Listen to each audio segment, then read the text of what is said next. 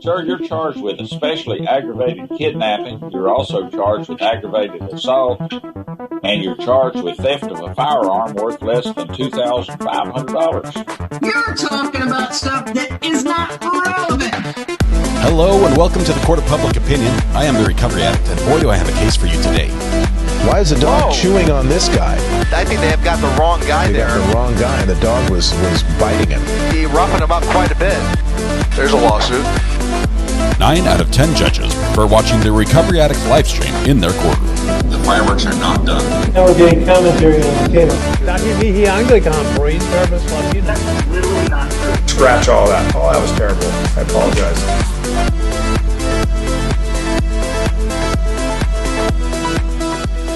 Good morning. Welcome to the Court of Public Opinion. I am the Recovery Addict. Thank you very much for joining me today. Please come in and take a seat. Sherry, you read my mind, but first we have to do something before we do that. Well, first we have to let the music die down a little bit. When are we going to break for lunch, Jake? That's a great idea as well. Lunch will be soon. We'll talk about that as well. So we'll do both a recap and we'll talk about when lunch is going to happen. All right, let's turn this down a tiny bit. Let's see. First and foremost, Kimar, repeat offender, habitual offender, first in chat today. The internet is all yours, Kim. I'm not nervous at all. Kim. You've been able to. You have the emojis. You have everything. You're ready to go. I will tell you that today is a very important day for me. Kurt wants lunch already. It's like I'm ready for lunch. Let's do this. Today's an important day for me because I have this many things happening. Three things. We have our live stream this morning, which is live court in this John Delee trial, the bar fight turned murder. We have lunch. Well, I'm not counting lunch, but we're going to count lunch. Then I have to break. We're going to only be able to cover this for trial for half a day today, so we're going to have to play catch up on another day. But I have to go set up downtown by the city offices and set up for a live stream for the town because I have to stream the Christmas parade that's happening this afternoon and evening. And then as soon as the last float goes by, I just rip the plug out of the wall, shove everything in my car, rush home, and get ready for the podcast, which starts at 8:30 tonight. So I've got three things, and all of them require the internet. I'll be using the live view for the parade, so I don't need to worry about internet connections there. That'll be fine.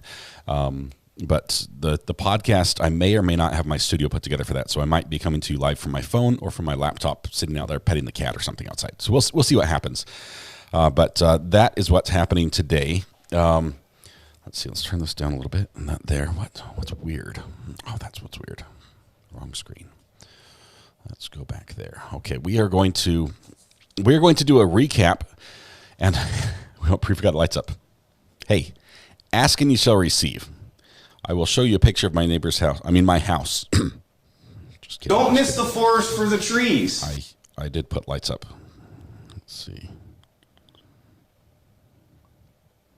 It looks pretty pathetic the more I look at it. As a matter of fact, I'm not sure I want to show you now that I look at it one more time. Yeah, I'll show you. I'm not a cat. Not a cat. Here's. You guys don't really want to see the lights, do you? When are we going to bring someone with more experience?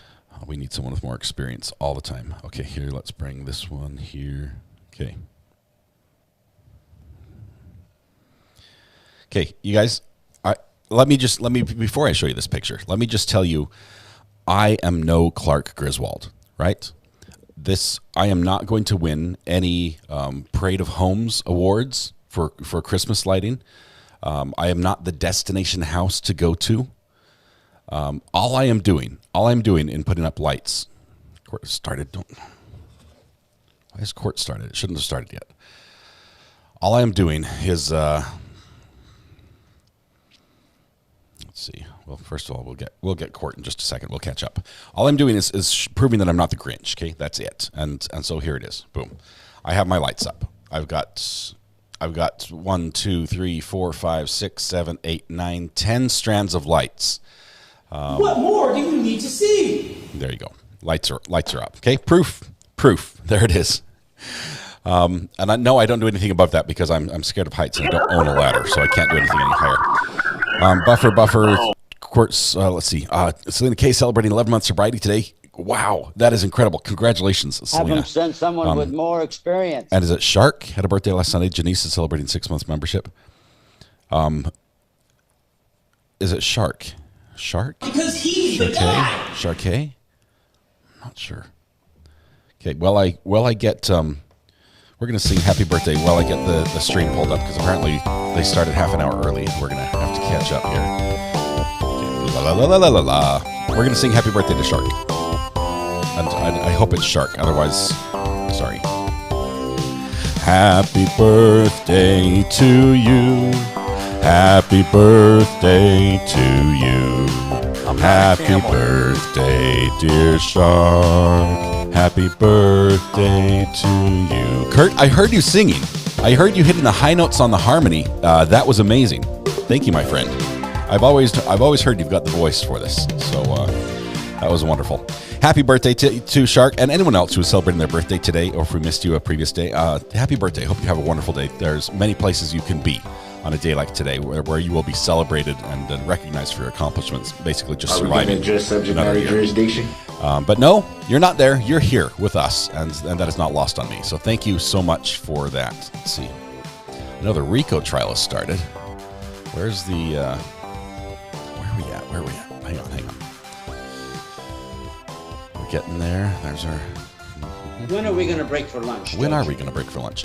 Lunch is going to come whenever this court breaks. Okay, bar fight.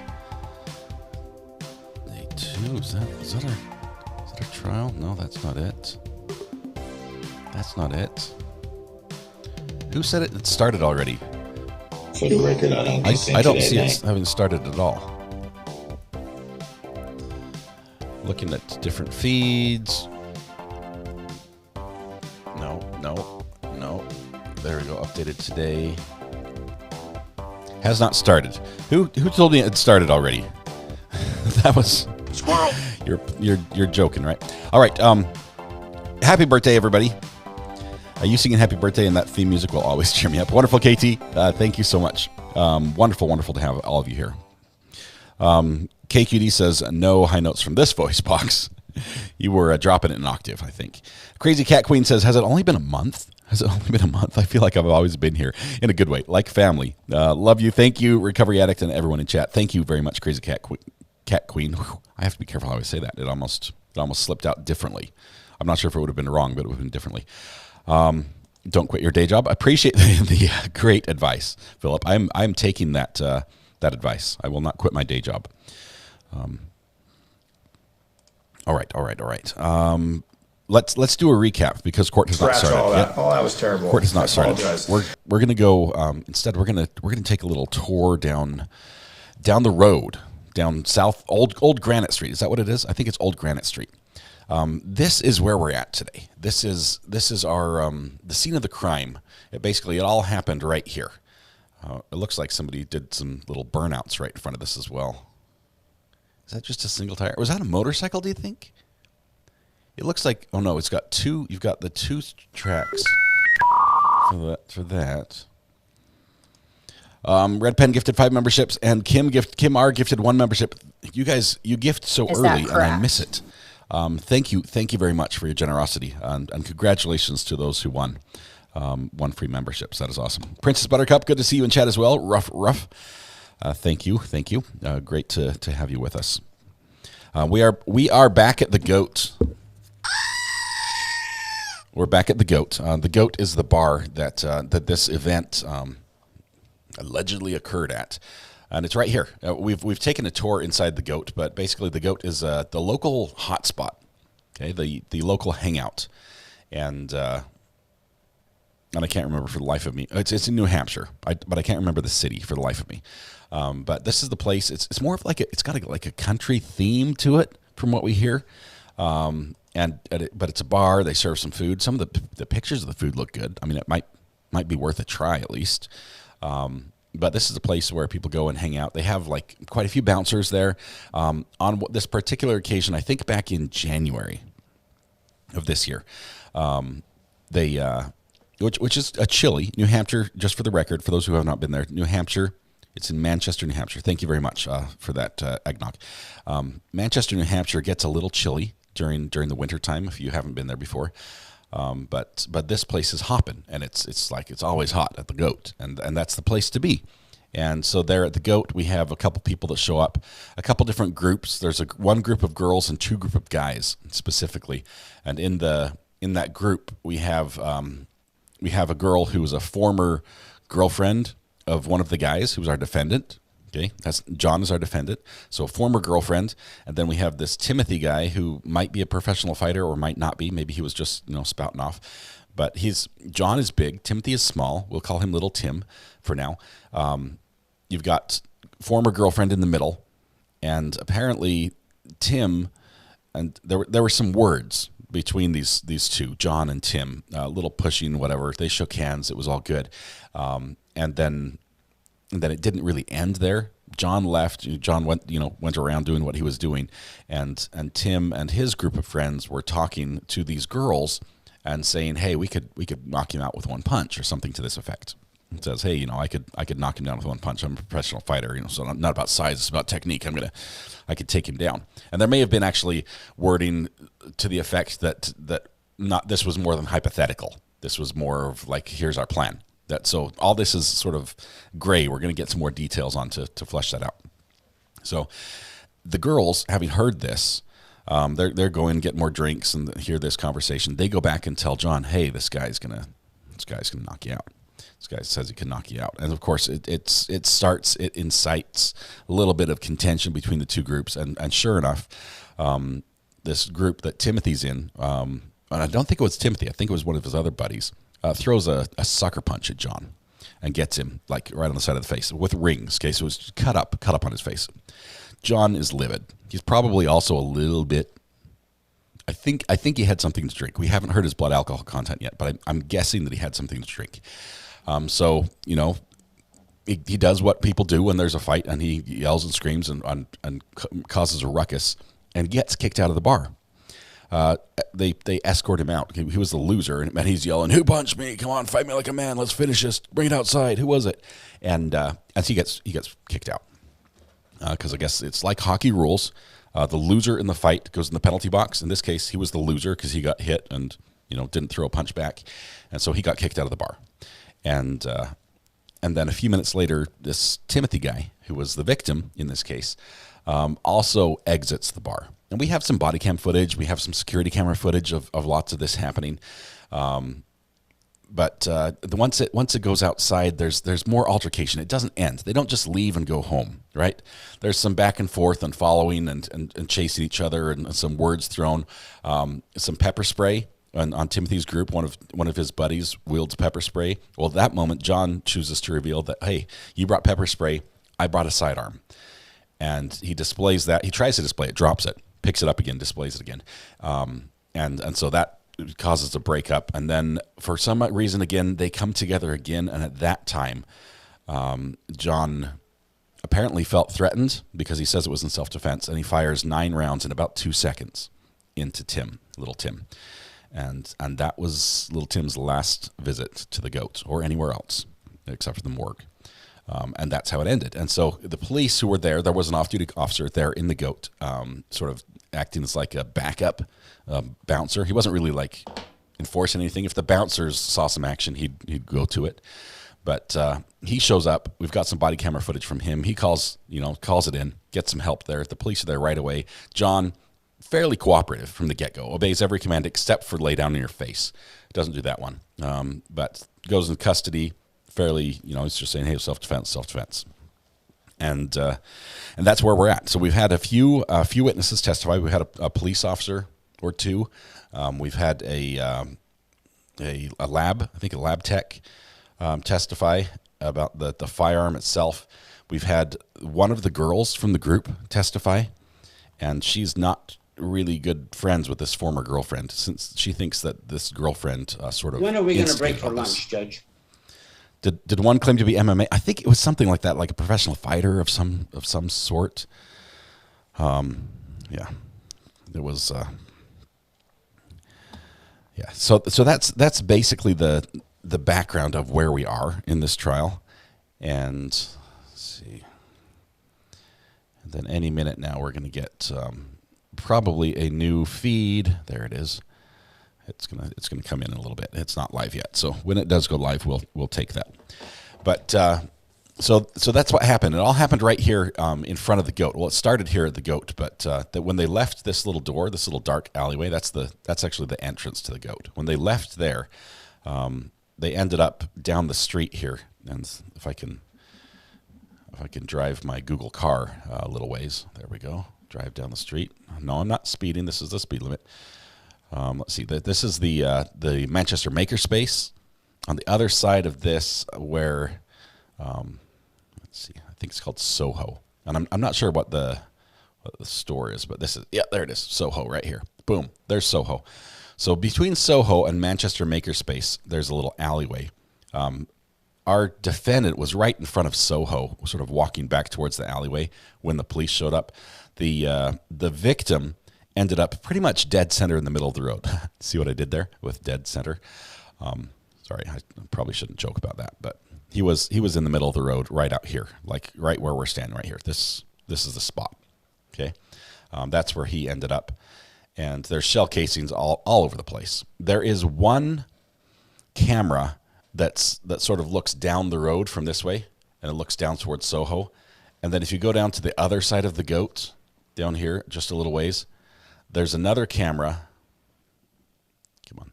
There's another camera that looks down this way. But the two cameras are sort of like bird's eye view off to the left and to the right, and nothing was really filming right here in the middle where the shooting happened. So we don't have security camera footage of the shooting, but there was someone with their cell phone out recording the altercation, and they captured the audio of the shooting. And it's fast. It's bam, bam, bam, bam, bam, bam, bam. It's like that quick. Very, very fast. Semi-automatic firearm was used. It was a Glock 17 for those that are familiar with firearms. It's a 9mm semi-automatic pistol. It's a very common type of gun. The magazine that enters through the handle, that's where the bullets are stored before they're fired. The magazine has the capacity for 17 rounds. That's not where they get the 17 from, though. That's just a coincidence. Those numbers are the same. And the 9mm bullets are sized such that they stagger stack, like back and forth, like a Z, going back like a little zip, zip, zip, zip, up to the top of the clip. So you can fit 17 bullets in this clip that fits in the handle. If the bullets were bigger, say if it was like a .45 caliber, they would be too fat to fit many bullets in there. Even stagger stack, usually those are single stacks. So you would have like maybe 10 bullets, but because it was 9mm, he had 17. We know that there were bullets left in the gun when he was apprehended. We don't know how many, because the officer that took possession of the gun didn't count. He just basically cleared the gun by taking the clip out of the gun and clearing the one that was in the chamber, and then just took it all and turned it into the crime lab. So DMB second just says 11 months. Time flies when you're watching 12-disc box set interrogations and listening to everything Alex stole and trying to follow Sovset logic. DMB, you've pretty much hit the highlights of the last 11 months, and it's been wonderful with you. Thank you so much. All right. Any questions about the? Yes, I left the peel out marks in the Google car. Apparently, this is one block from the courthouse where we saw Montgomery case. Yeah, it's very close by. And that's a great point, because the jury, day one, okay, they have opening statements, and then like, okay, day one, they go out and check out the scene. They came down here. They all, I'm not sure if they just had to walk or if they like had a bus for a block, but they checked out the scene. They came. Some of the jurors, I think one of them even said, "Hey, I've been to the goat." You know, back in the day when I was the partying type, this was where I would hang out. I'm really thinking this is a motorcycle. These loops are so tight. I mean, I can see the burnouts, the two stripes. That has to be a car because you've got the two parallel burnout marks. But the loops, little donuts, I just see the one, and I think that's a motorcycle, which is impressive. That takes skill. All right. I've seen the phone video of shooting, and Timmy hit him, and John shot him. Yeah.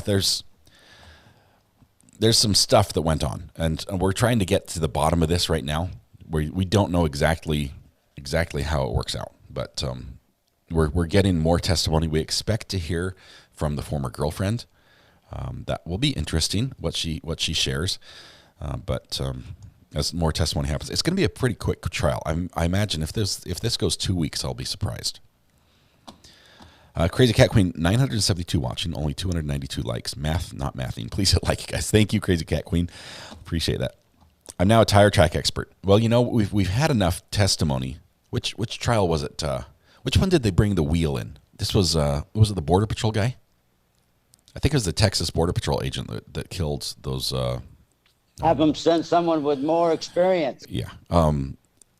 He killed the night workers, the ladies of the night, while he was being hunted. I think during that trial, they brought the tire in and set it in the middle. It was like a huge truck tire and put it in the middle of court. That's when I became a tire track expert. Agreed on the motorcycle. The shooting, the video is very quick. The one that captured the shooting, there's not a lot to it. The body cam images that we have are also When are we going to break for lunch, Judge? I love that sound effect. The body cam images we have for the police officers are also quite limited because there's something that happens that in preliminary rulings was ruled out. A motion in limine, they said, we're only going to show this part. And so it could be a discussion with the defendant. It could be, I don't know what. But there are parts that we are not seeing, and the judge has said to the jury, don't worry about the parts I'm not showing you. You just pay attention to the parts we are showing you. Let's see, where's my mouse? I'm on camera 3, right? Oh, there it is. Okay, I think let's take a quick look inside the bar really quickly, just for those who didn't get the tour before. Now, ignore the roof. Nobody goes up on the roof, so this is not as important. But let's see. Let's drag this little guy right down in here into the goat. Every single one of these blue dots, it's a place we can stand and look around in the bar. So let's go inside the front door in the hallway here. We're looking. Oh no, we're in the back. This is where the band was performing, and there was a band performing that night. But they're up there on the stage. You can see the state motto there on the wall: "Live free or die." I love this front of house sound system. It looks pretty good for a bar. The sound system looks pretty good. It's probably Are we going to address subject matter jurisdiction? Got the pool tables, of course, which is sort of funny because normally you'd have people dancing in there. But I guess the pool tables can be moved when it's time to dance. And then you got your tables and the big bar. The big bar is back up here. So we'll wander up here and check out the bar a little bit because it is stocked. Guys, it is stocked. Oh, I went too far. We're at the entrance right now where you can buy our goat merchandise. Whiskey Made Me Do It. Whiskey the People. Apparently you have to be 21 under New Hampshire law to be there. So hopefully everyone there was an adult. Whiskey the People of the, I can't read what this says. Can somebody find this online? Oh, look, somebody was hiding a Red Bull back there. But the bar is like a pretty good, it's got this vibe that it's sort of, it's pretty cool. It's pretty cool. I've got a friend who owns a bar in Wyoming, and it has sort of this similar feel to it. Okay, let's go over here. Let's wander over here. This is the ramp. You'll hear this talked about a few times, but there's a ramp that goes from this big bar down to the dance floor. And that's the ramp right here. It goes down on the other side of this barrier. Can we wander over here to the bar? Talk to the bartender? I think we can even go behind the bar. Oh, here we are. We're now serving drinks at the Goat, guys. Oh yeah, they're loaded. Look at this. Apparently I was wrong. I said this was a snow cone flavor thing. Apparently these are not snow cones. They just use the snow cone to cover up the top of drinks that are open, I guess, or something.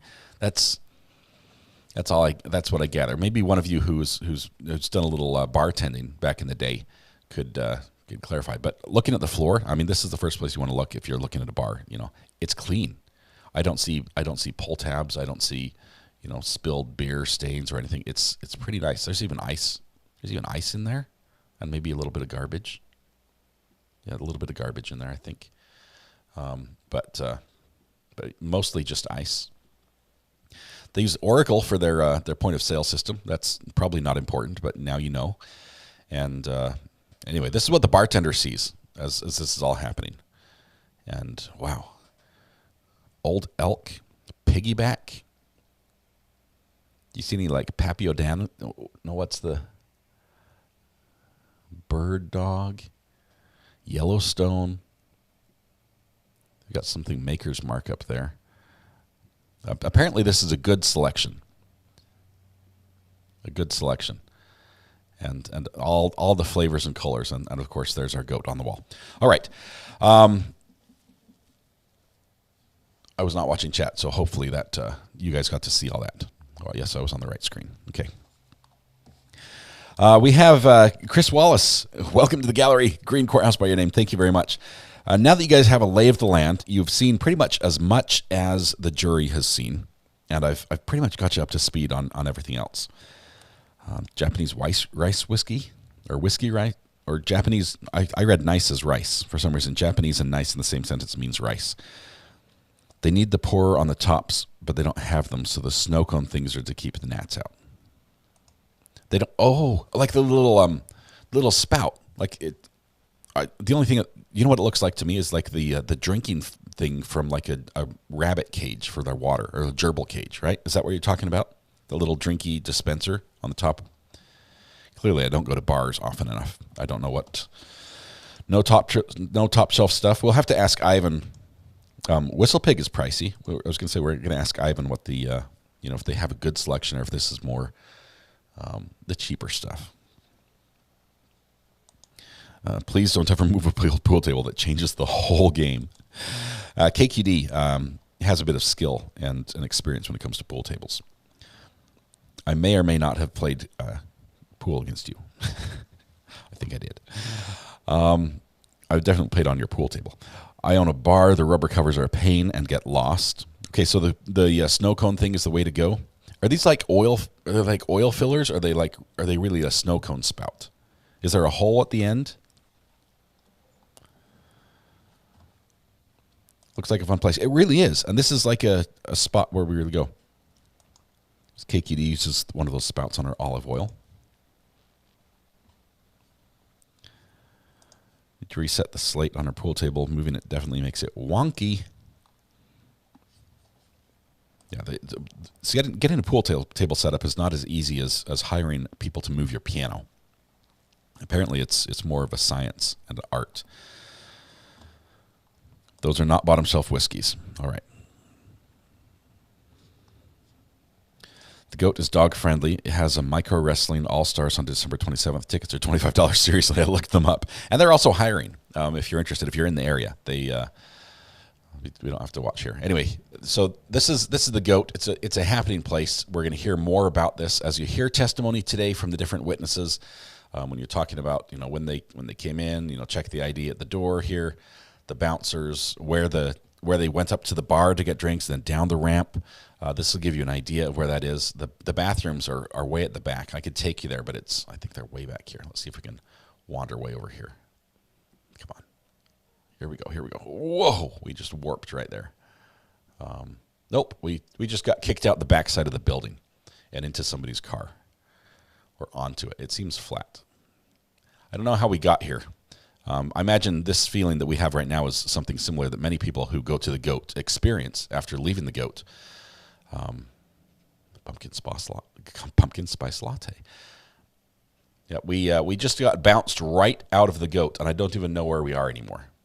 We're like downtown Manchester.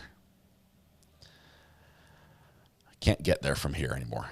It's all right, guys. Sorry, we have lost our access to the goat.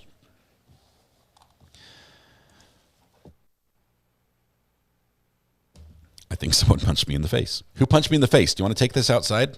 Who was it? Adam, welcome. Adam Gas Tank Nusky, welcome. Good to have you here. I promise you it's all for sanitation. Keeps them neat, fly-free, hair-free. Pores get sticky sometimes. There's a goat in Pigeon Forge, Tennessee. Is it like a franchise? Can you own a goat franchise? I figure like if I say goat twice in one sentence, I have to scream a little bit. We've got Vertigoat. That was good, Last Poet. I was expecting Red Pen, but the Last Poet, yes, that was a great one. You know what I didn't see? I wish they'd let us back in the bar. I didn't see a lot of TVs, like what you normally see in like a sports bar or something, where there's every football game and basketball game and golf match that's occurring in the world is being shown simultaneously. I didn't see a lot of that. It seems to be more focused on dancing and pool and music.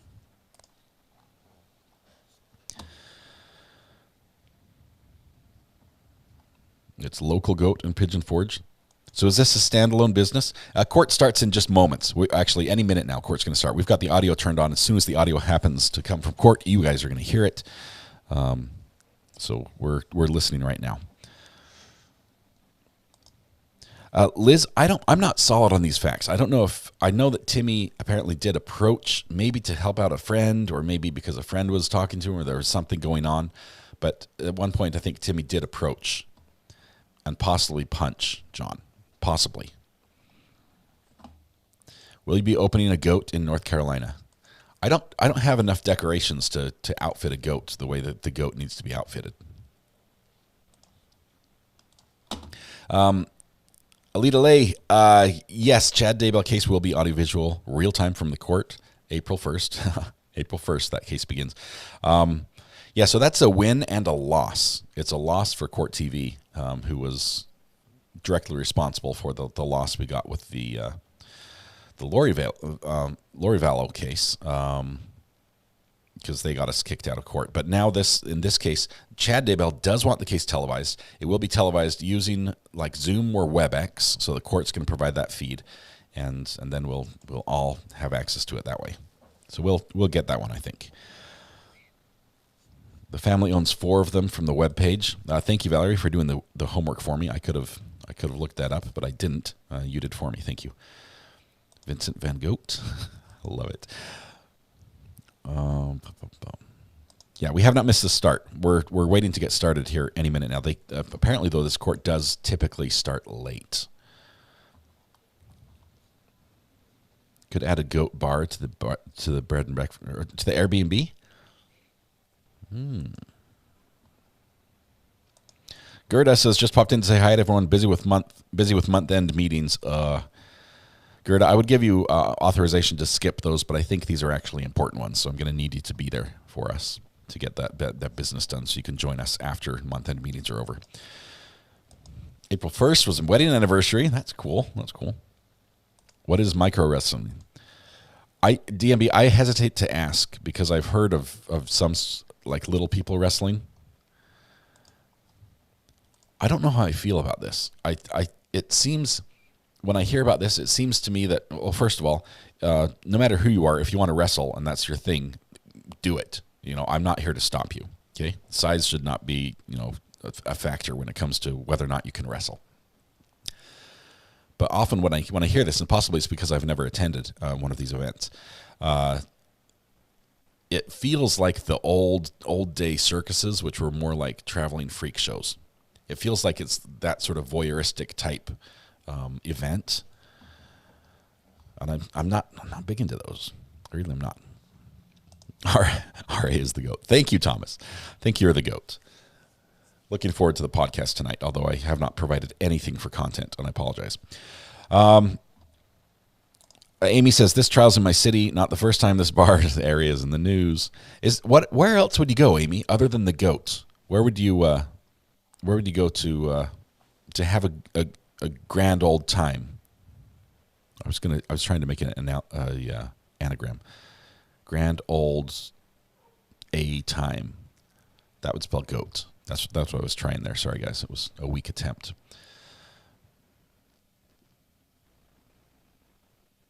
Okay, I'm trying to find where we are again. I took off into the air to see where the goat is. Oh, we got knocked around the corner. We were just around the corner. We got kicked out the back of the bar, landed on this guy's car, and then landed out here in the street. Have them send someone with more experience. Okay, let's wander back down in front of the goat. Here we go. Okay, we'll keep this open in case it becomes relevant during the trial, and we need to take a look. Although, Lobster Tuesday, Twin Lobster Tuesday. You get 2 lobsters, $17.59. That is not bad. That is not bad. It's a grand old awesome time. That's what GOAT stands for. How do we see our parade stream? I believe it's going to be on our town's. You're talking about stuff that is not relevant. Facebook. And now let Murdoch stole it. Which you sort of have to be a town member to know about. I'm not a cat. It's pretty small. All right. Is he claiming self-defense? Momo Shark, yes.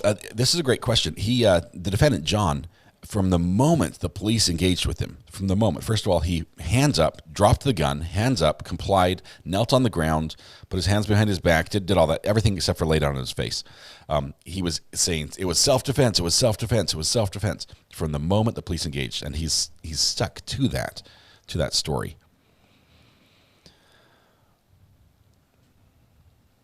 Let's see. How old is this Google Map image? I'm not sure if it'll tell me on.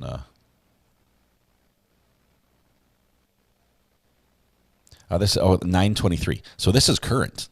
This was like last month, or in the last quarter. Sorry, because it's 11. So it was 3 months ago.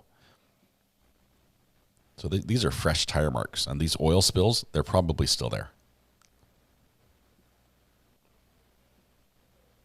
That car is probably still parked there too. This is a current image. 9/23.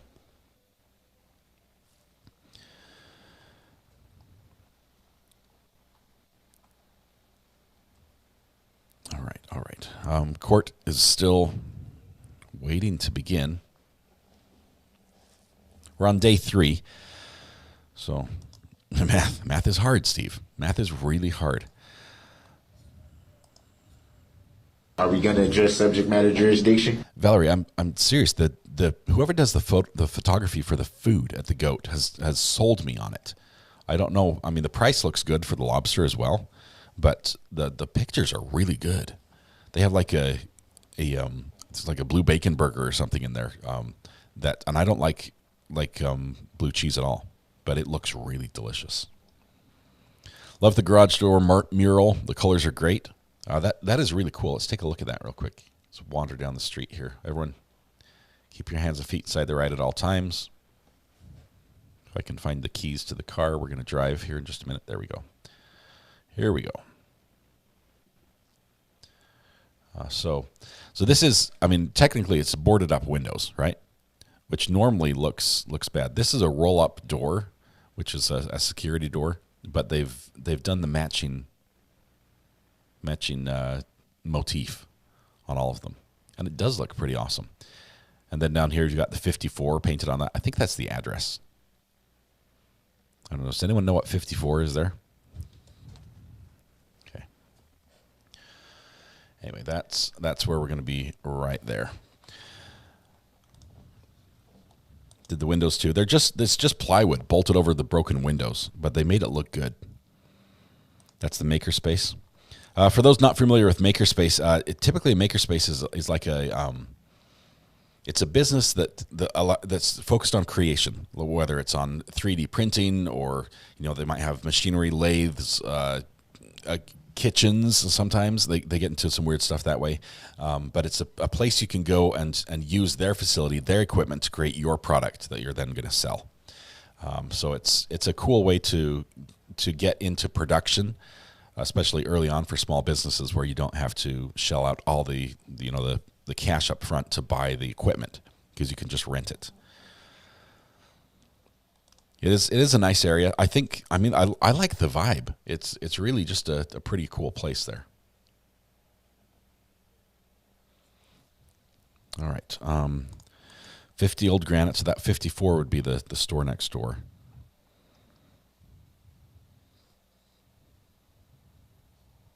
The defendant started it and kept it going the whole time. Sherry, following him and yelling at him. Wow, they just started right now. And what was John doing at the time that people were following him and yelling at him? Walking up the street.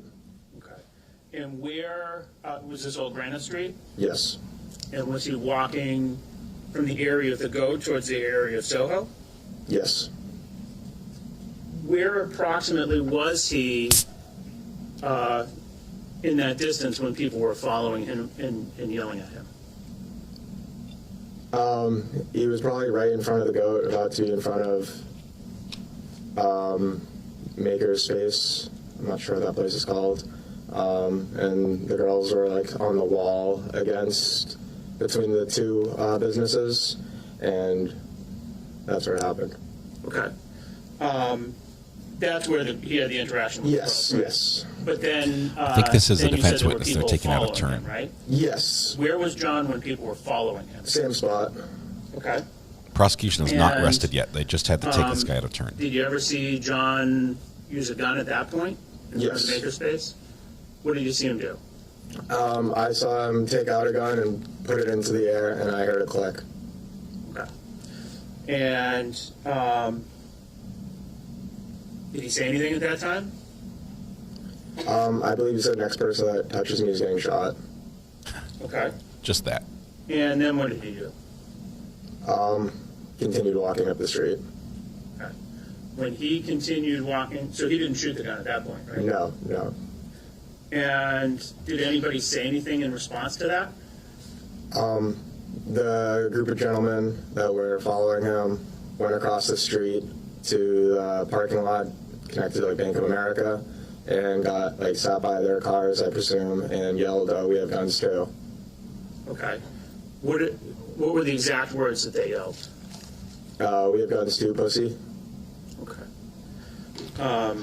And who were they yelling that to? Sorry. John. Okay. This witness is like, And pretty they clear were standing in the yelling to. parking lot of the Bank of America, more or less, when they... Yes. Where was John when this was being said to him? Same spot between the Go and Maker's space. Okay. Now, I'm going to show you a portion of what is State's Exhibit 65.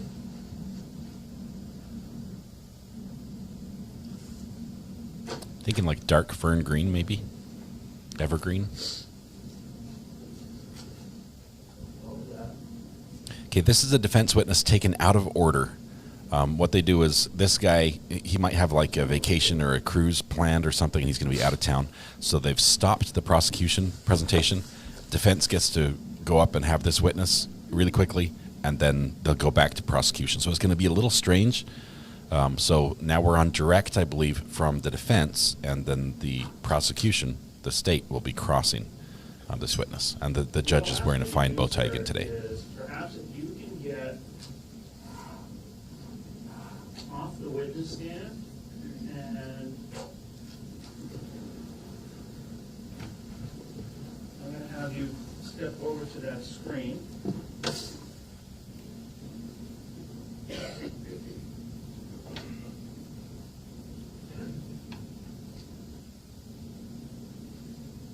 The reason we only see the top of the screen is because the jurors' heads are on the bottom of the screen. At approximately 2 minutes and 6 seconds into this video, is that, you agree with that? I guess. Okay. And, sir, you can see how there's a cam 3 and a cam 4, correct? Yes. And on cam 3, there's a person standing right here. There's two people on the sidewalk, and I'm pointing to the person on the left in the front of the screen. Who is that person? Looks like me. That's you, okay. And so, is it fair to say that you were almost directly in front of the shooting? In front of the Soho, right about the time that the shooting occurred? Yes. You can sit down, sir. I'm liking the plaid with the vest. It's a good look. Let's zoom in on the defense laptop there. Thank you, cameraman. So there's our defendant on the far right. The two gentlemen conferring to each other, those are his lawyers. No further questions, Your Honor. And now we get cross-examination of this witness from the state.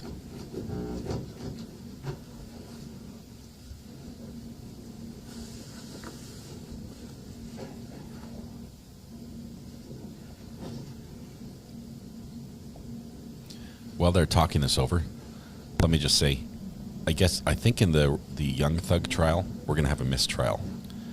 Yesterday, the cameraman showed a juror, and within minutes, that juror was outed on social media. It took 10 weeks for them to seat a jury there. And now they've already had one outed on social media. They only have 6 alternates. It's going to end in a mistrial. Anyway. This is a plaintiff presenting evidence to the clerk. She's marking it for identification right here. It's a process we normally don't get to see on camera, but here we are.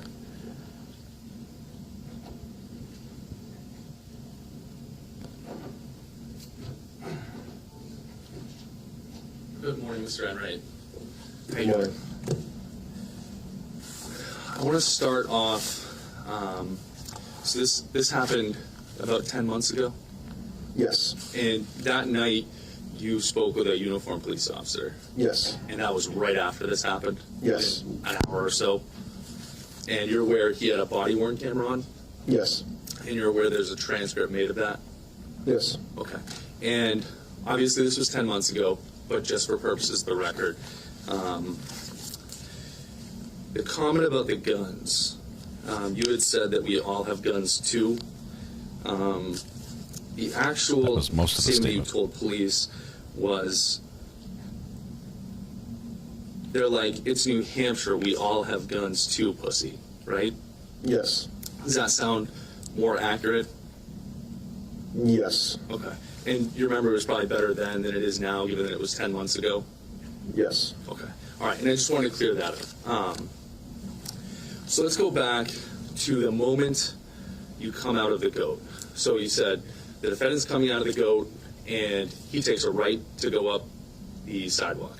Yes. Okay. You said you heard screaming. Do you remember what? Was the defendant screaming or was it other people screaming?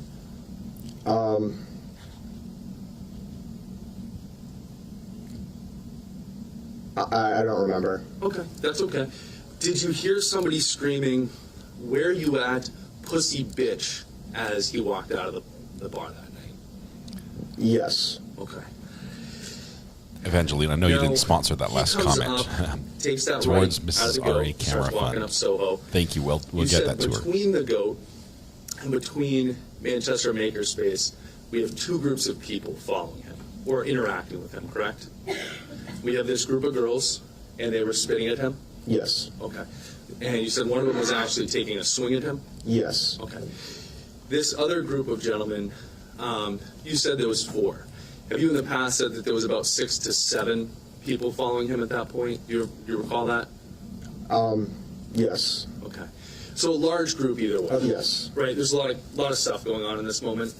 Okay. So a large group of males are following the defendant right after he goes out of the goat, correct? And Sorry, I didn't hear a verbal answer. Yes. Sorry. And I talk quick. If I don't give you time to answer, talk over me and I'll stop. My apologies. Okay. So we have this large group of males, 6 to 7 males, following the defendant. And I didn't hear the exact word you used with defense, but fair to say that those 6 or 7 males were also taking swings at him? I don't believe so. Okay. Do you remember speaking with the prosecution team on November 14th? Yes. 2023? Okay. Do you remember saying that the group of 6 to 7 men following the defendant were spitting at him and throwing swings at him?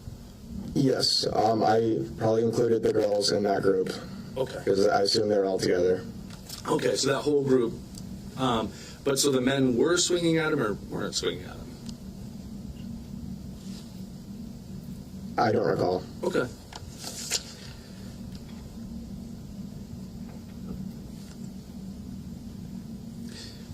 Fair to say that group was harassing him?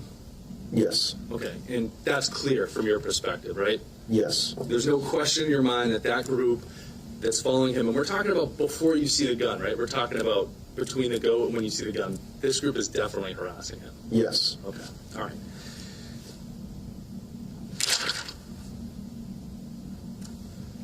Your man approach? Yes. I like this witness.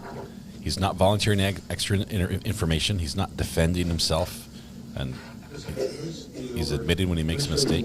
Entered for identification as States Exhibit 73. Do you recognize this? Yes. Have you seen this before? Yes. Okay. Can you just describe for us, does this reasonably and accurately reflect the layout of the bars, the street, the parking lot, and those locations that night? Yes. Okay. Your Honor, at this time, the state would move to make this a full exhibit. Sure. There we go with the first objection of the day. We have two separate audio feeds on this, and they are, just by my estimate, they're about. So why don't you mark and then move it in? Yeah, I can do that. All right. There's like 6 to 8 milliseconds off. Can you circle sounds weird. the goat, please? Circle the goat. And just for the record, since it's audio, I'm just noting that it's a red Sharpie, okay? Yep. All right. Yeah, more the merrier. Everett, let's huddle around the witness. See if he can find the goat on this page. Now, it's like Where's Waldo? Defendant eventually pulls out a firearm. So I think where you're standing, you're blocking some of the jurors so they can't see the witness. So. Do you mind if I walk around that way? Red Pen just made it into the record. Congratulations, Red Pen. Make a better door. All right, Mr. Enright. Ozzy Gardner yesterday, Red Pen today. You eventually see the defendant, John Delee, pull out a firearm. Yes. Correct. Then you said at that point, this group of 6 or 7 guys, they run straight across the street, correct? Yes. And they get to a car. I don't know if they went to a car, but they didn't get into a car. I wasn't paying attention to them. Okay, you had testified and direct that they were over by a car? Yes, yes. Okay. Can you mark on that map what the area of that car was where they ran straight across? Okay. And so that's 6 or 7 guys that are by this red X. That's where they make... What's the objection?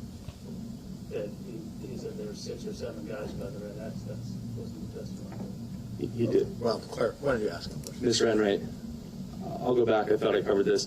That same group of 6 or 7 guys that were harassing him, after the defendant brandishes the firearm, they ran directly across the street, correct? Right. Okay. To the area where the red X is? Correct. Okay.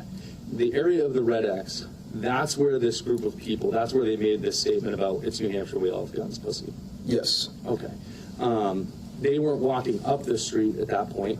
No. They didn't walk down the street at that point. No. So when he brandishes the gun, they beam straight across the street. Yes. Okay. Can I see this? Your Honor, state moves this to be a full exhibit. Okay. Maybe, the ID may be strict. Your Honor, may I publish this to the jury? You're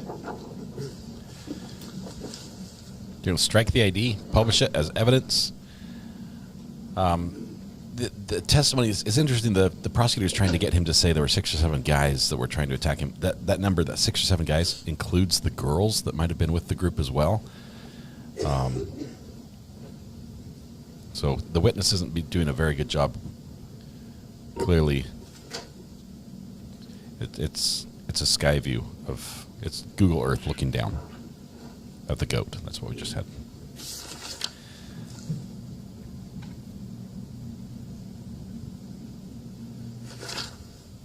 All right, let's move up to the Soho area. That was the video that we watched, the corner of that. Now, eventually, Timmy comes running up there, correct? Timmy must be on defense, or must be on prosecution. You see him punch the defendant shortly after that, right? Yes. Okay. That interaction that happens at the corner, and I'm talking in the split seconds beforehand, you thought there was going to be a fight? Yes. Okay. And there's back and forth, right? Yes. Okay. Both ways? Yes. Okay. No one looked like they were trying to leave? No. No one was screaming for help? No. No one was saying they were terrified? No. You didn't hear anyone threaten to kill anyone right then? I wasn't close enough to hear the conversation. Okay. The only time you heard somebody mention killing was when the defendant pulled out the gun the first time. Yes.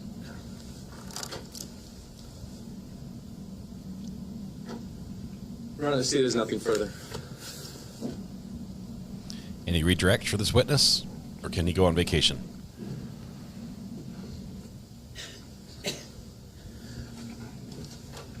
When the gun, what was the exact statement that the defendant made when he pulled out the gun the first time? I don't know the exact statement, but it was something along the lines of if somebody, the next person that hits me is going to die, or is going to get shot. Okay. He didn't say he was going to kill someone. He said next person that touches me is going to get shot. I believe so, yes. And in fact, when you were asking questions about Timothy walking up the street, right? You're right. And Timothy was having words with John, right? Yes. And you had a conversation with Timothy as he was walking up the street, right? Briefly. And you told him something, right? Yes. What did you tell him? I said, that guy has a gun. That guy has a gun. I would not go near that. Nothing further, Your Honor. Yes. So we just clarified. So there was a statement by the defendant, the next person that touches me, hits me, something to that effect, correct, is going to die. Yes. Fair to say the next person that you saw touch the defendant after this back and forth argument got killed? Yes. No further question. Okay, you can step down. He hasn't. The witness is doing a good job, but he hasn't been very precise in his answers. And this witness is excused? I think there's a difference between when somebody says the next person that touches me is going to die and the next person who touches me is going to get shot. It's a small difference, but... Stay ready to call its next witness. State calls Brian Delaney. Brian Delaney. This would be... Who?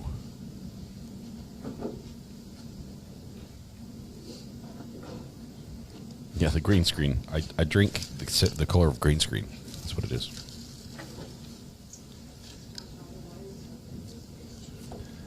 Yeah, Ed, it was a good move by the prosecution there to get him to reassert that he had threatened to kill somebody. Hand, please.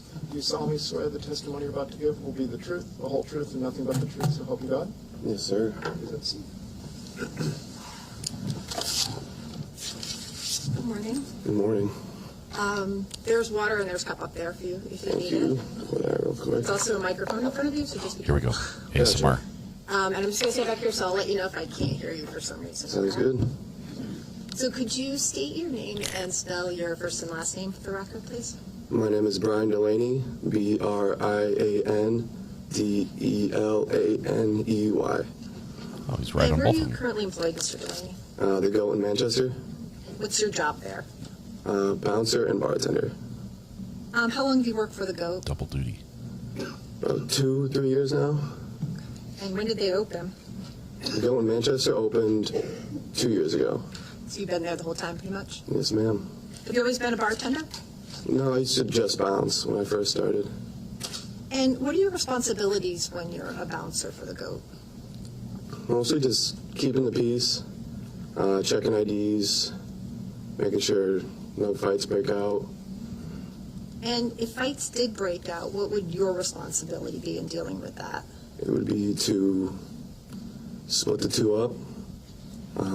Kick out the loser. Out what went down, then kick one or the other out, kick them both out if they were both at fault.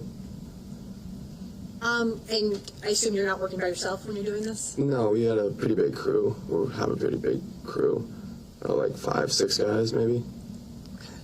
Would you normally call the police, Manchester police, if a fight occurred like that? No, we wouldn't. So you normally break it up and kick everybody Yeah, out? we just do it on our own. So I'd like to turn your attention now to January 27th of 2023. Were you working at the Goat that night? Yes, ma'am. And were you working as a bouncer or a bartender? Bouncer. Do you remember when your shift started? Started around 7 o'clock. And what time would it have ended? Probably around 1:32. And is that around last call, or when does the bar? Last call was at 12:45, and we cleared one out at 1:15. So this was a Friday night in January. How busy was the goat that night? I'd say fairly busy. Not like the busiest night, but there were probably 200 to 300 people in there. And do you remember if you had a police detail there that night? We did. Was that something that was there every night? Every Friday, Saturday night, yes. And what was your understanding of that person's responsibility? Well, we started having those after. Hold on. Objection. His understanding was it the police officer's responsibility? Well, I yeah, you want to just rephrase it? A little bit. Were the police there essentially to back you up if there's concern? Yes. Okay. Towards the end of your shift that night, did you witness an altercation at the bar? Yes. And do you remember where you were stationed at that time? I do. Okay. Where was that?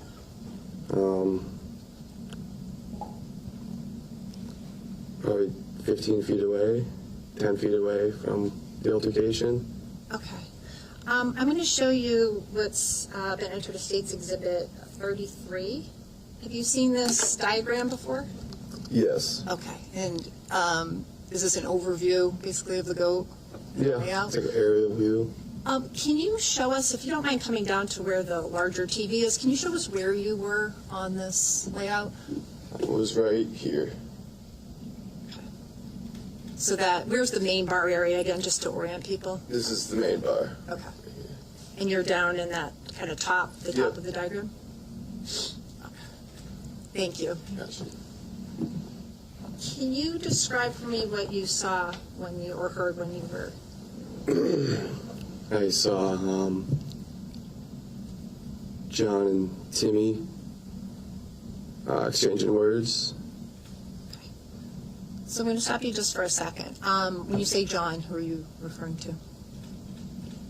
And we have a record that's actually recording you, so I just need you to actually use your words to describe what you're saying. So that we big man wearing the black suit.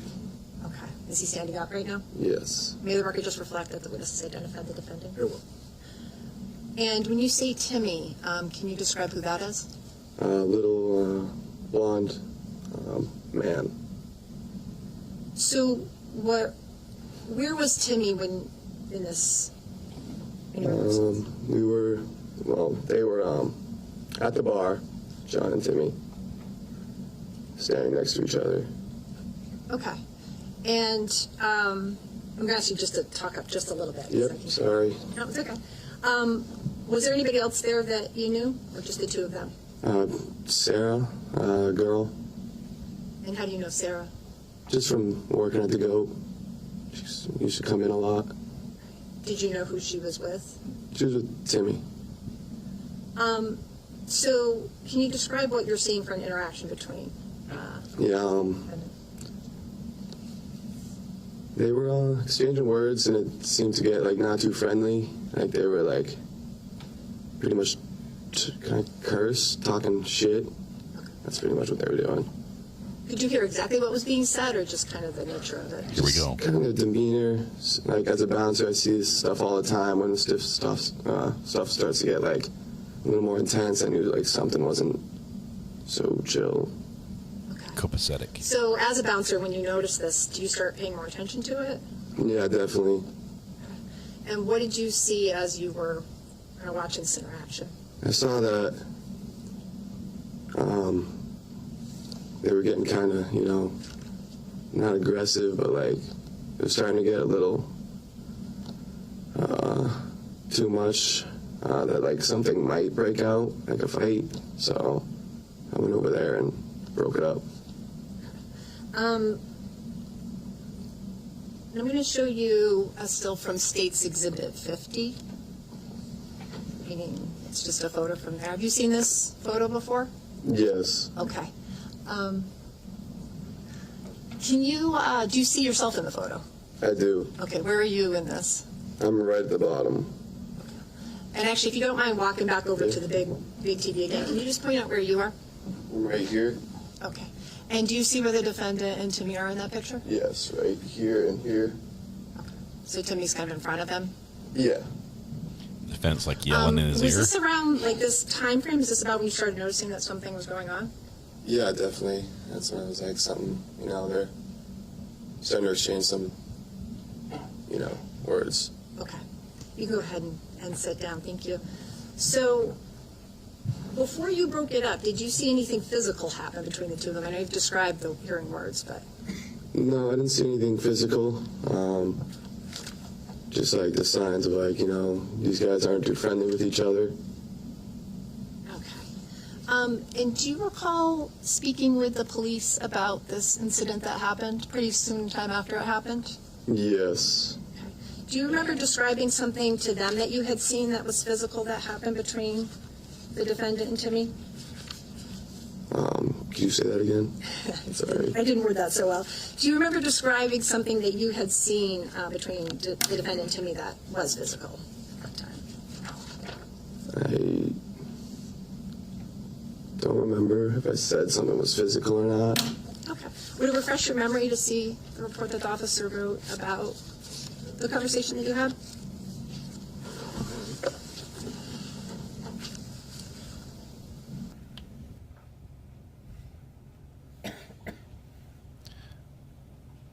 Did they object? I think this is an objection. Okay, so the objections are coming in quiet, so you have to pay attention. If I miss one, let me know. We don't want to have to count off at all in this court case. Yeah, speculation on the witness's vehicle, I think, is perfectly appropriate. I think the leading speculation is a mid to late model 90s Mustang, V6 Mustang, stock, with whip antenna, tennis ball on the antenna, apparently. And it's got probably a CB installed as well. I'm thinking a CB with the, what's it called when they have that like 2,000 watt amplifier? So like with an echo box. It's a CB with an echo box. That's going to be my call. So if anybody knows this guy, just tell me if I'm right. 78 Pinto air shocks and 50s in the back. Amber sent me a line drawing of it's about the same. It's about the same quality of the placeholder we have for this video. A map of what happened. Excuse me.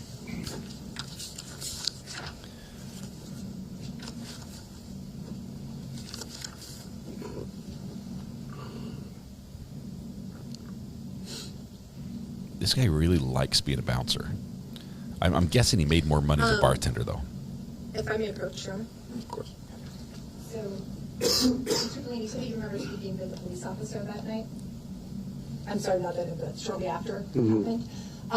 And do you recall, right now, if you'd seen anything that was physical that happened between the defendant and Timmy prior to you intervening? I think that there was a little something. I forget exactly. Would it refresh your memory to see what the officer wrote about the conversation that you had? We're gonna need to hear the exact cursey words, apparently. Read a section just yourself, not loud. Okay. And then I'm going to take it back. I'm going to ask you if that refreshes your memory about what you saw at the bar. Okay. So I'm going to ask you to start reading at the top of this paragraph right here, just yourself. Okay. I'm going to take it back and ask you.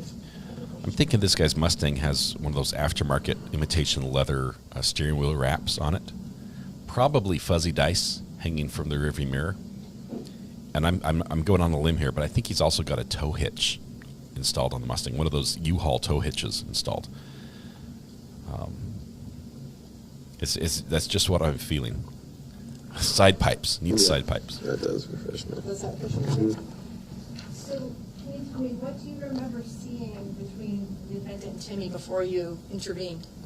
They started to get into it a little. And there was a little pushing and shoving going on, not much. And then that's when I went in and broke it up. Okay. And do you recall who was pushing who at that point? Or did you not see that clearly? John was pushing Timmy. So when you went in to break this up, what did you actually do? Was it physical or verbal? Or what do you... Not really too physical. Just I was standing like 10 feet away. Just went over there and broke them both up. Took them both off to the side and pretty much said, cut the shit. I was just trying to have fun. So did you actually have a conversation with the defendant at that point? Yes. All right. And what was that conversation? What did you say to him? It was along the lines of, Here we go. How could you even be starting like anything with this kid? He's so small. I just didn't understand why there was tension between these two. And how did the defendant respond to you? He said that Timmy like called him something. Do you remember what he said that Timmy called him? Sorry, guys. I think he's called him a bitch. How did you respond to that? I was kind of like chuckled, like I'm like, how can someone that small like offend you in any way, really? Like, I just didn't understand why there was, you know. So kind of like little dog barking at the big dog. I didn't understand why, you know, this was going on. Why you would take any offense to that. What was the defendant's demeanor like when he was having this conversation with you? We were both kind of laughing. Nothing serious, really. Did he ever ask you for help anytime after this happened? No. Did he seem like he was scared of Timmy? No. Did he tell you he was scared of anybody else in the bar? No. What did the defendant do after this conversation that you had with him? Pretty sure we just parted ways when we went down to the dance floor, if I remember correctly. So at some point that night, did you again witness another altercation that was happening? Yes. Okay. And can you describe what you saw at that point? Someone jumped up and punched John in the face. And just to be clear, did you see the actual punch that started it, or what did you see from where you were? I kind of saw the aftermath of it. Whoever it was had to be short because they had to jump to reach his face. I just turned around and saw that there was like a little fight going on. And how did you react when you saw that? Just like any normal fight, just split them both up, kicked them out. So were you one of the people that actually helped take them out of the bar? At the start, yes. Yeah. How many people were involved in from the go in bringing the defendant out of the bar? It's like 3 bouncers and the cop detail officer that was there. Once they were outside of the go, what did you do?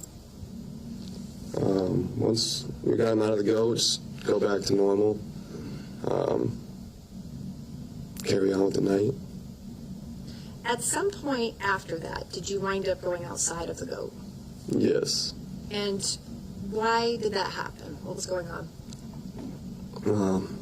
Me and one of the other bouncers heard there was some commotion going on up the street, so we ran from the goat up the street to see what was going on. And when you say up the street, which direction are you running in from the goat? Right up the street to the SNHU arena, up that road. What did you see as you left the bar and started going up Old Granite Street? Saw some commotion. Saw when I ran up there. Saw Timmy was down. I thought he was just like knocked out or something. I saw John just pretty much just walking away in the other direction, and everyone else kind of like dispersing, running. Okay.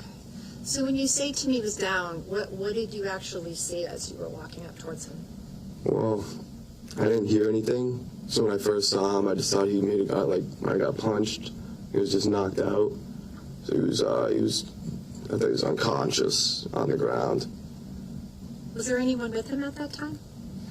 I think Sarah was on top of him. This is the same Sarah that you said was with him in the bar? Mm-hmm. What was Sarah doing? She was trying to give him CPR / revive him, which I was confused about. So I pulled her off, and that's when I knew he was shot.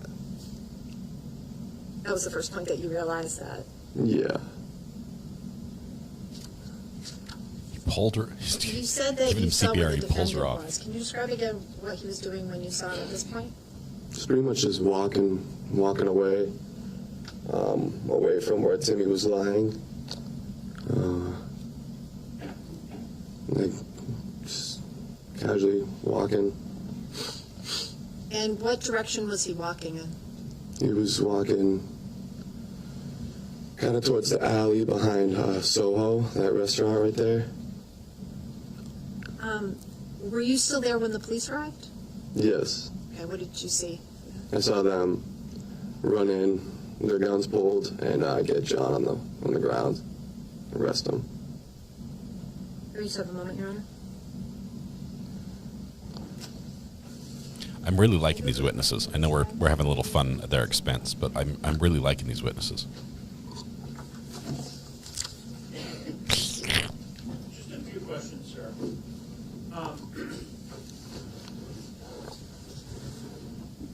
After you broke up whatever happened between Timothy and John at the bar, you had the conversation with John, right?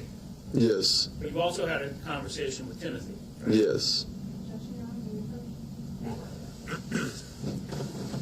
Objection. No talking about little Timmy. He's no longer with us. For those that are here, South Park ever since, that was Kenny, right? They killed Kenny, not Timmy. Here's Johnny. Oh man, good quotes, all of these. Brown Barn. I can see all of you on my computer. You guys didn't know this, right?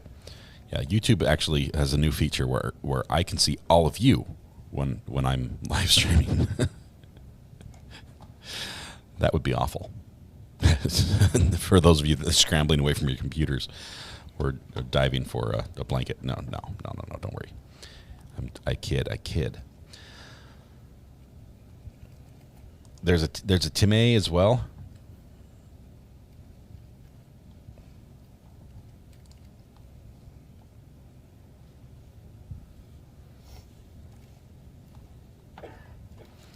I'm not a huge South Park follower. I know just enough to catch the reference.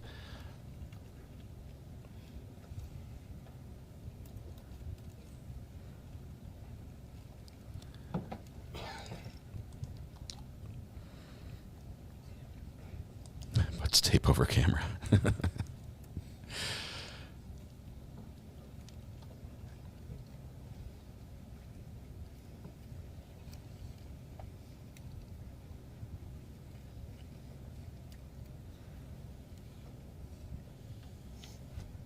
I will say that this current witness's No Shave November game is not very impressive for being the 30th of November. I realize the upper lip hairsuit facial adornment is sufficient, but is he counting people in the courtroom? Is he counting people? He's like 1, 2, 3, 4, 5. Yep, a lot of people here today. Y'all should come down to the GOAT this weekend. We've got mini wrestling.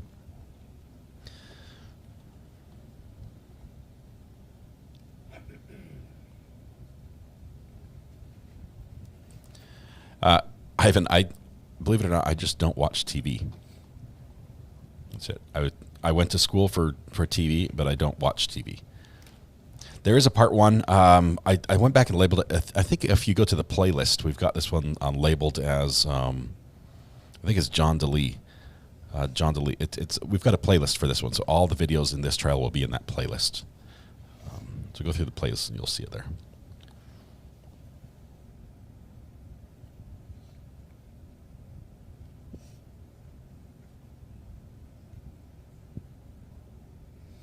I was more of a Simpsons guy.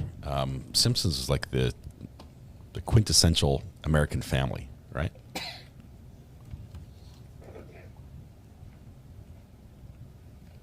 The objection here was about when the defense questioned this witness about his interaction with Timmy, throwing him out, or a conversation he had at the same time when they were ejecting him from the bar, and that's when he had an objection right away.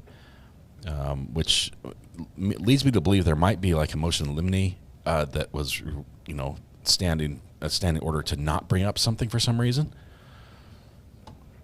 So we'll see what happens here. See if they're able to pursue this line of questioning.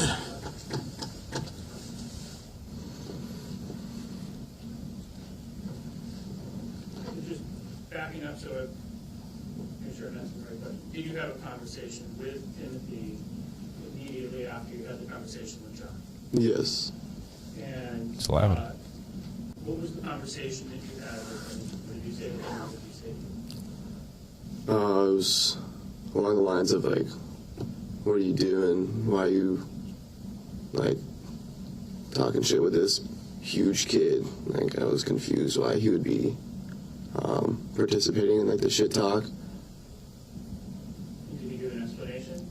I go, yeah, like, what are you doing? He goes, don't worry, like, I do MMA. You know what MMA is? Mixed martial arts.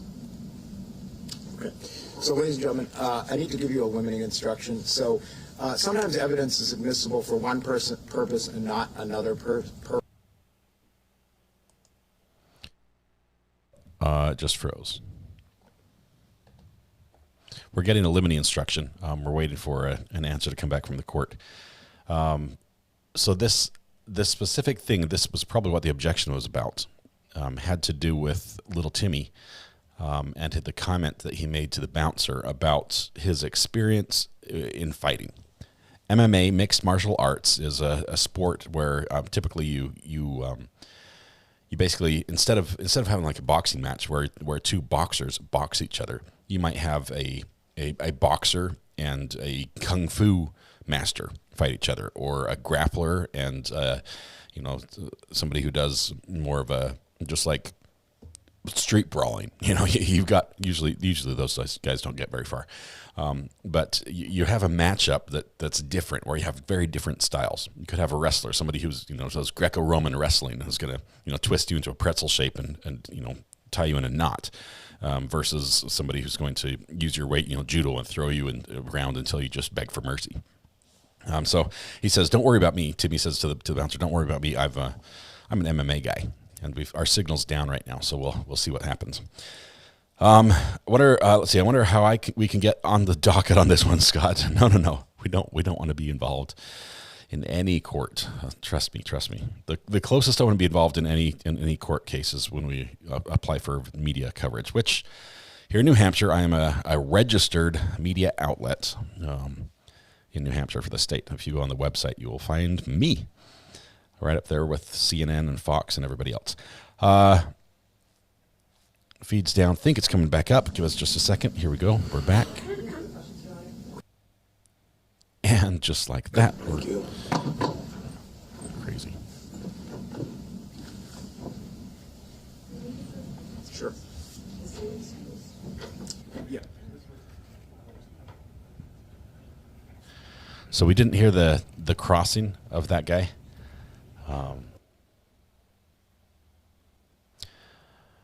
Anybody know if we're having a weather situation up there? Not sure why we're having connection issues.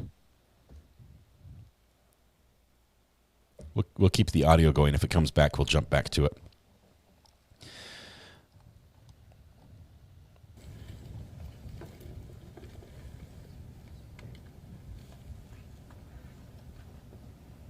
So a little sidebar.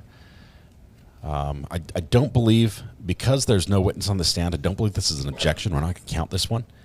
I believe this is just probably a scheduling or an approach before they go into the next witness, just to make sure the judge authorizes where they're going to go next.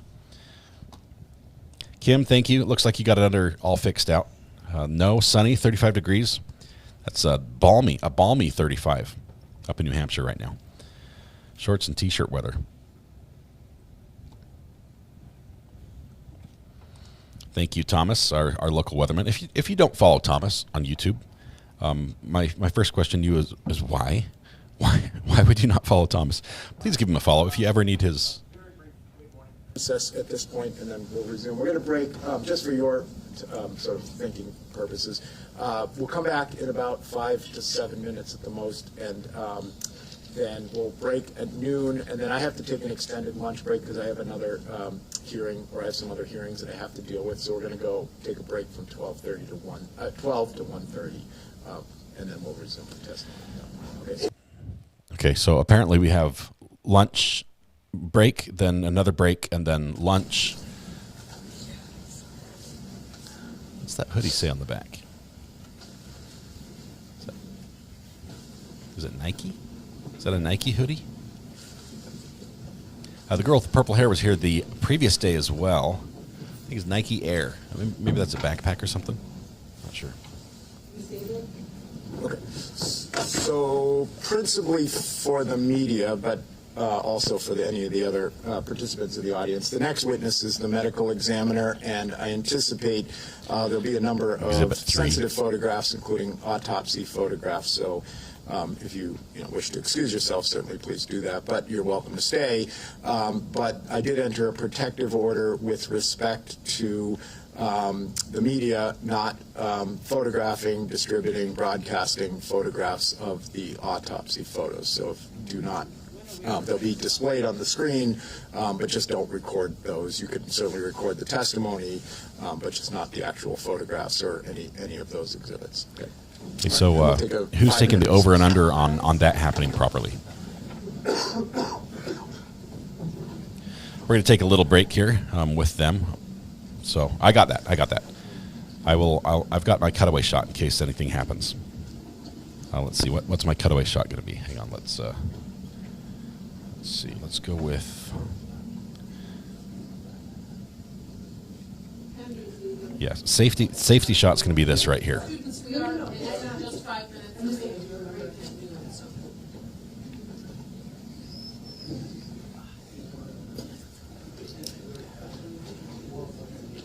I was mentioning right before we were rudely interrupted that you can follow Weather Watch on YouTube on his own channel, and the more people that follow him, the more videos he produces. I promise there's a correlation between these two.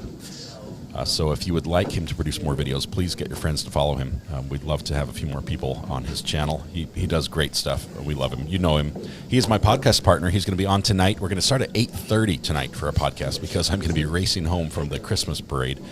I'm trying to plug it in all this gear again and hopefully get it working in time for that. So you might just see him tonight. I'm just saying it might just be Thomas. So we might have to recruit. Send someone with more experience. Yeah, we might have to recruit somebody from the audience to fill in for me if I don't make it back. All right. Any questions? There's not a lot that's happened this morning. I will tell you. I've said this before. I'm going to say it again. I really like the witnesses we've had so far. They're even though some of them probably didn't want to be there, they've been respectful for the most part. I realize they're not dressed up. They're not showing up. We're going to break for lunch. We're going to break for lunch like 4 times today. They've been respectful. They've been even in their response. They're not like for the defendant or for the prosecution. They seem to be pretty much, calling it just like they saw it and honest about, I don't remember. I don't recall exactly this. I don't recall that. My memory was better then. 10 months ago, that was a long time ago. I was drunk that night. It's hard to remember anyway. But I'm not dissing New Hampshire at all. And somebody sent me a message saying, "Hey, don't diss New Hampshire. We have one of the lowest crime rates.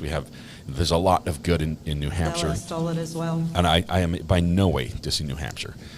I like a lot of what they do. I really do. Sunny Moon, someone with more experience. Sunny Moon, I hope you love the pickles. I really hope you do. I've got half a jar left, and I plan on eating them today. Is that correct? That's correct. All right.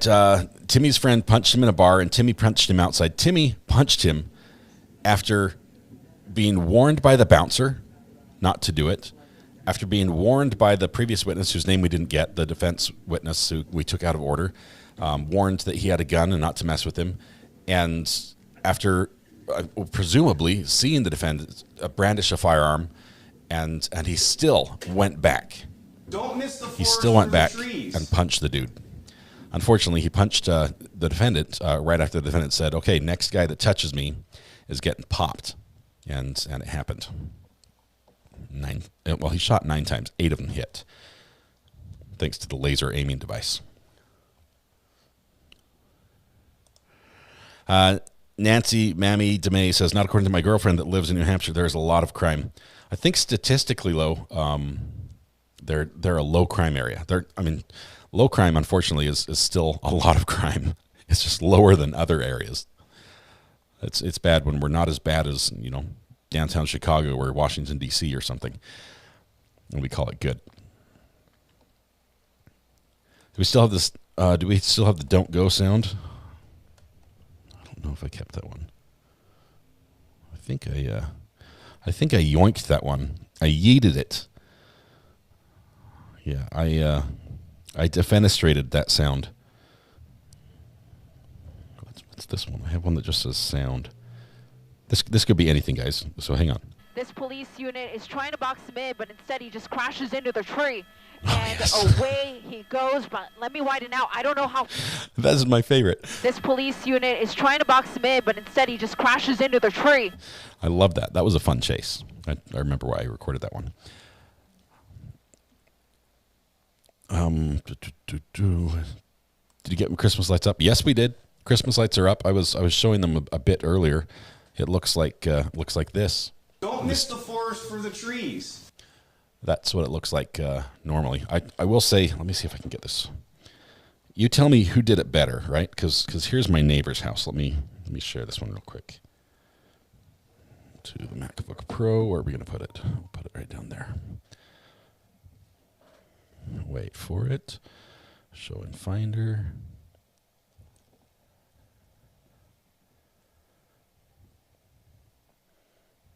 Okay, so here's my house, directly across the street. Here's their house. So I think I'm pretty much even. We're like sixes, and they haven't got the most. I mean, some of the yard ornaments and stuff aren't up yet, but I think we're pretty much even as far as effort goes. If you just back and forth, are we fair? It is close, screeners. That's who did better. Who did better? Fun fact about my neighbor's house while we're outing them on national TV. Their house was ordered in a Sears Roebuck catalog and was delivered with all the boards pre-cut to length on a train and then assembled from a kit. No joke. Pretty cool, huh? All right, we're going to get this one ready and come back. They're better. Well, thanks. I thought I am saving energy. Less is more. I like this. Do a poll. I'm not sure if I'm ready for the results of the poll. I rescue dogs. I realize I will tell you my cleanup is going to be, I'm going to clean mine up and then I'm going to set up a chair and drink lemonade while they're still putting theirs away. That's what I'm going to do because, first of all, it never gets cold here. So shorts and T-shirt and lemonade is always appropriate year round. But that's what we're going to do.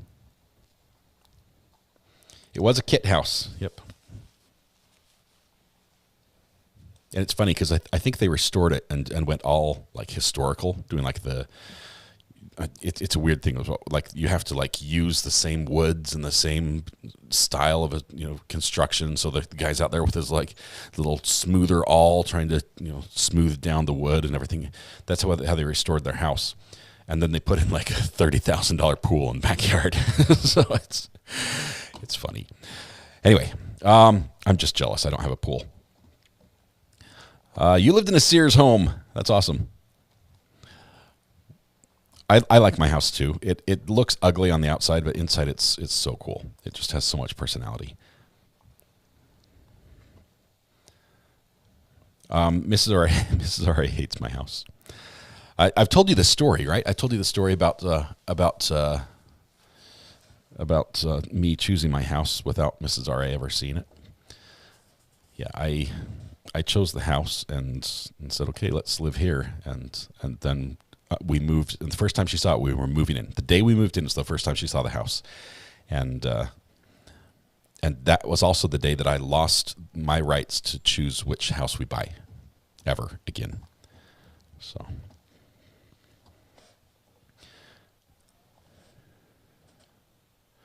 The doorway's nice. I love the little sun arch.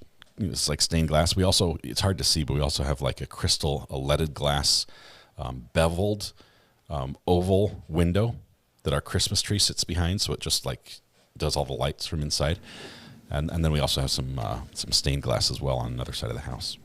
It's cheap stained glass. It's imitation Frank Lloyd Wright or something, but it's in that style. Ready to call your next witness. Your Honor, the state calls Dr. Mitchell Weinberg. Okay, so this is going to be the ME. If you don't want testimony, trajectory rod testimony, things like that, this is the one you want to skip out on, and it's probably going to take us right up to lunchtime, which will be the Yes, sir.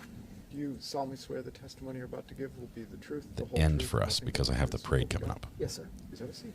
And then what's going to happen is after, when we break, we're going to catch up probably tomorrow. For you, if you need it. Could you please state your name and spell your last name for the record? Yes, Mitchell Weinberg, Weinberg. And where are you currently employed, Doctor? I'm employed at the New Hampshire Office of the Chief Medical Examiner, which is in Concord. Okay. I'll give you a minute if you want to wrap it. Thank you. ASMR. Here we go. Ooh.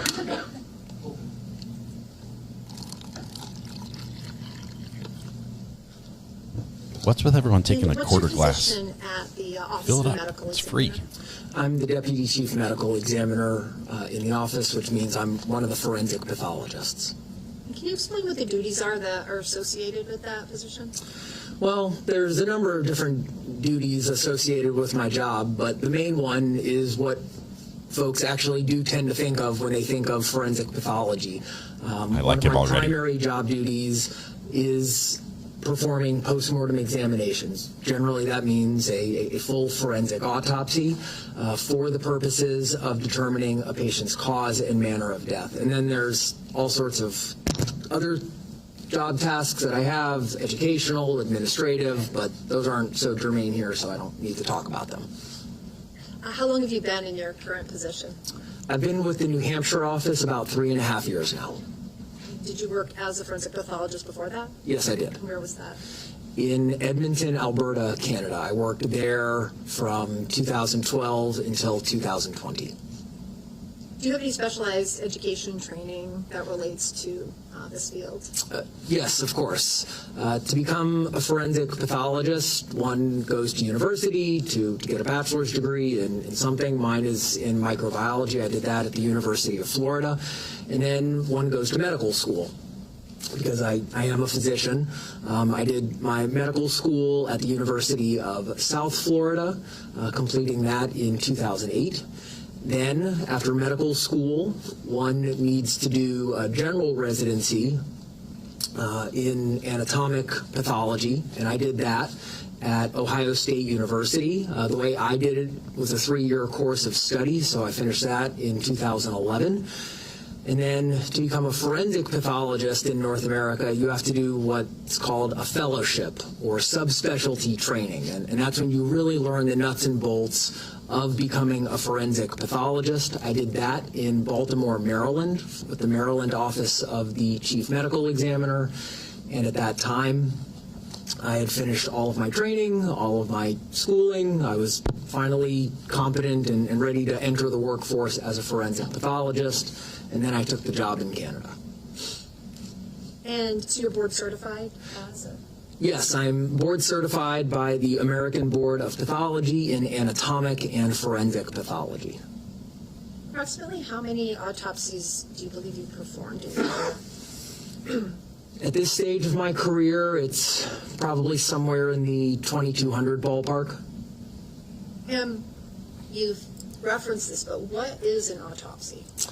An autopsy is a surgical type procedure. It's not surgery, certainly not in the same sense that a surgeon performs surgery on a living patient, but it's a surgical type procedure of a deceased individual for the purposes of documenting things like injury, the presence or absence thereof, natural disease processes, again, the absence or natural thereof, and then identifying features and demographic type information like hair color, height, weight, and that kind of thing. Again, for the primary purpose of determining that patient's cause and manner of death. That is sort of the ultimate work product that I produce for each case that I'm involved in. And what is specifically meant in your field by cause and manner of death? So the cause of death for any given patient is the disease process injury or substance toxicity that ultimately leads to a patient's death, no matter how short a time interval or how long a time interval. So examples would be things like metastatic pancreatic cancer. It could be blunt force trauma sustained in a motor vehicle incident. It could be stab wounds, either self-inflicted or inflicted by another person, or it could be gunshot wound trauma, again, inflicted by oneself, making the death a suicide, or inflicted by another individual, making the manner of death homicide. And you asked about manner. That's the other one of the other big things that I do. The manner of death is a classification that I assign as a medical examiner relating to the circumstances of a patient's death. I only have 5 choices for manner of death, whereas cause of death, I can say essentially anything. It's free text. But manner of death is either natural, so a death due solely to natural disease processes, suicide, a death due to self-inflicted injury of some sort, homicide, death due to injury caused by some other person, or accident, a non-natural death where it wasn't quote-unquote intentional. And then in a small percentage of cases, for reasons that aren't really worth getting into here today, I have another option of an undetermined manner of death. So just to be clear, if you make a determination of homicide, for example, that's not a legal definition, that's a medical definition? No, I am a doctor, not a lawyer, and my classification is for my purposes of classifying the death. It is not a statement of legality or lack thereof. That is for entities such as a court. Have you testified in court before in the area of forensic pathology? Yes, many times. Do you have any estimate of how many times? It's probably in the ballpark of 100 at this point in my career. And has this been in multiple courts? Yes. Have you previously been qualified as an expert in the area of forensic pathology? Yes, I have. Now, at this time, I'd ask that the court recognize Dr. Weinberg to be qualified as an expert under Rule 702. Why do we get the feel this gentleman is much younger than he looks?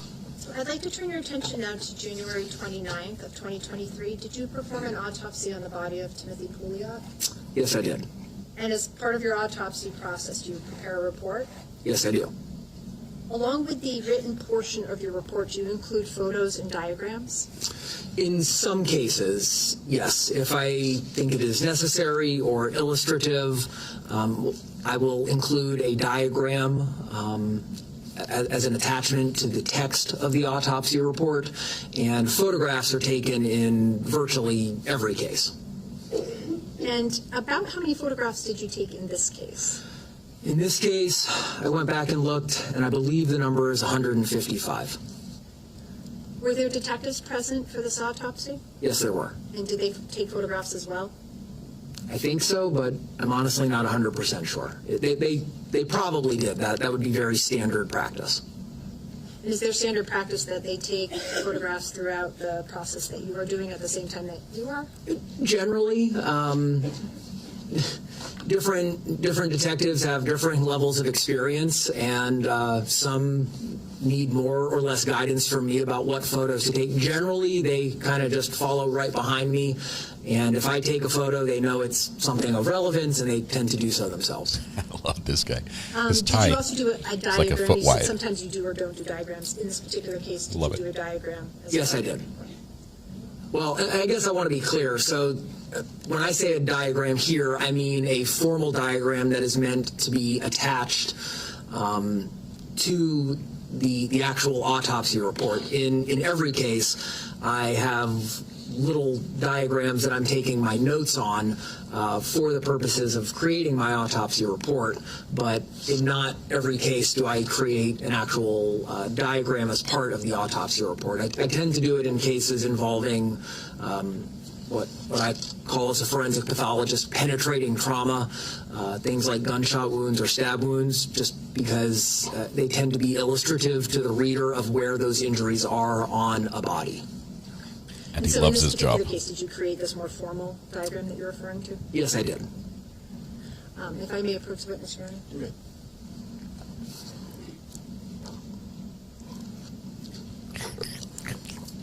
forgot to slurp for him, but he did a little slurp himself.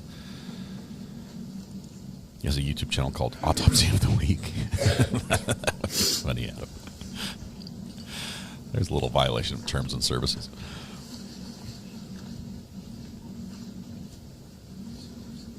Wasn't there a cartoon from it was like Dagbert or something?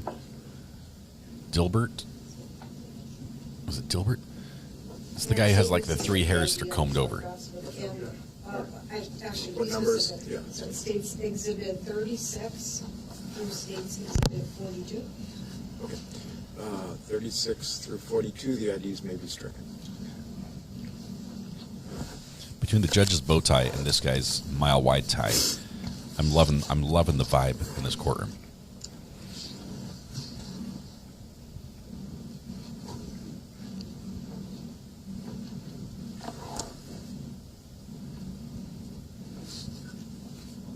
Dagwood and Blondie. I think that's the one I was thinking of. Ziggy. No, Ziggy was the short, So Dr. Weinberg, now that rounder person. these are full exhibits, I'm going to ask you, I'm just going to publish now what's States Exhibit 36, which I believe you previously identified as being this formal diagram that you drew. I'm sorry, created. I should say it's more. Sure. So, first of all, do you recognize this as being the diagram that you included with your report with regard to Mr. Pouliot's autopsy? Yes, that's correct. Could you describe for... Cameraman almost went for it, and then he's like, oh, wait, the judge told us not Could you describe to. for the jury what this diagram shows and what its purpose is for you? Yes. So this diagram has a sort of generic adult male figure standing in what I call the standard anatomic position, with the hands down to the side and the palms facing out. That's because that is the standard with which penetrating injuries are described by forensic pathologists in North America. And so in this particular diagram, I decided I didn't want it to get overly complex and overly annotated, so I've just listed with numbers that correspond to numbers in the text of my autopsy report, locations of what I determined to be entry gunshot wounds, and actually, well, including one re-entry wound. Okay. And actually, you had captioned, I believe, it's small writing there, but entry gunshot wounds at the top of this diagram, correct? Okay. So you've used numbers on this diagram to indicate different locations of these entry wounds. Do the numbers reflect an order in which you believe the wounds were inflicted? No, they do not. No. The numbering is honestly pretty arbitrary. It's somewhat based on just the order in which I see and start documenting in my report. The numbering is a method for me to organize things, and I want to be very clear, it does not reflect anything about the severity of a particular injury, nor of the order in which the gunshot wounds were sustained. It's for organizational purposes. And so to be clear, in this case, were you able to make a determination about the order in which the wounds were inflicted? No, not really. There's one wound where there's primary entry on an extremity and then re-entry into the torso, and I can tell that that's a single wound path and that the extremity was struck first. But aside from that, the overall order of the gunshot wounds, no, I do not have a way to make any determination about that.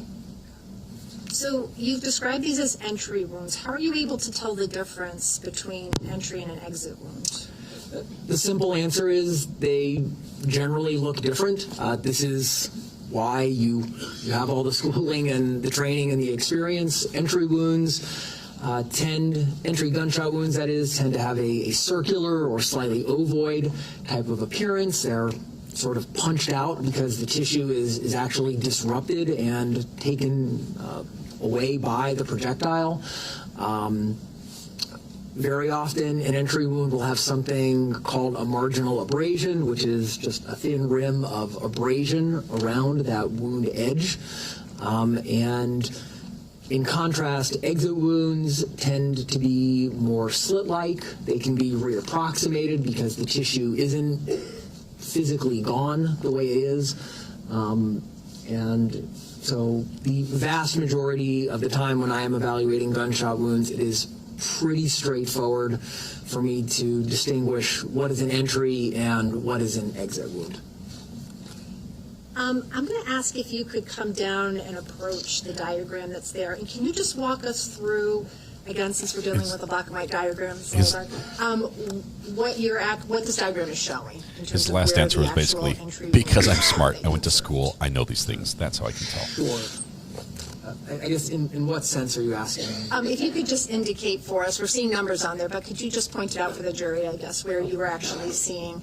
And there's actually one on there marked re-entry wound, so if you could just explain the difference for us. Okay, so most of these numbers are simply the numbers that correspond to the text of my report of where the entry wound for a particular gunshot wound is located. So with any gunshot wound, there is, by definition, going to be an entry somewhere on the body, and then either the bullet exits, and there's a corresponding exit wound, which I did not put on this diagram to not overly complicate it, or there's a retained projectile.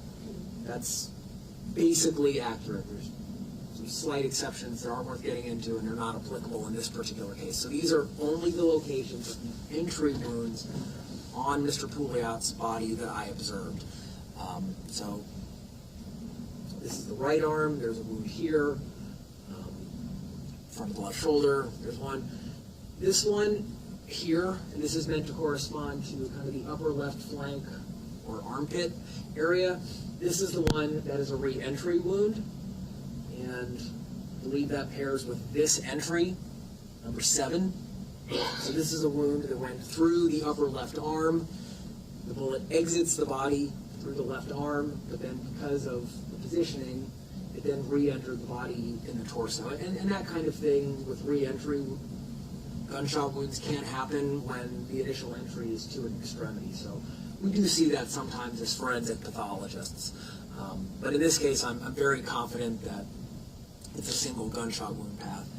And then on this other side are more entry wounds. Here, one on the left side of the back, one on the right side of the back, 2 kind of on the very low back or upper right buttocks region.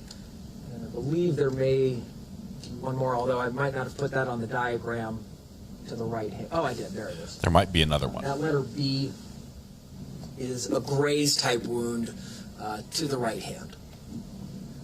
Thank you. Oh, that's helpful.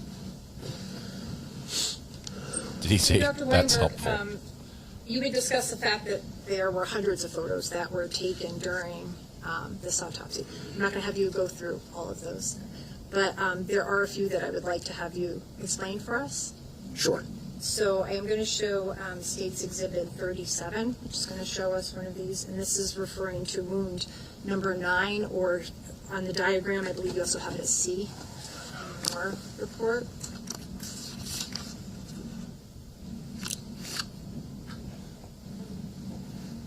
So can you explain to us, we're seeing a lot of different numbers in this photo. Can you explain to us what we're seeing here?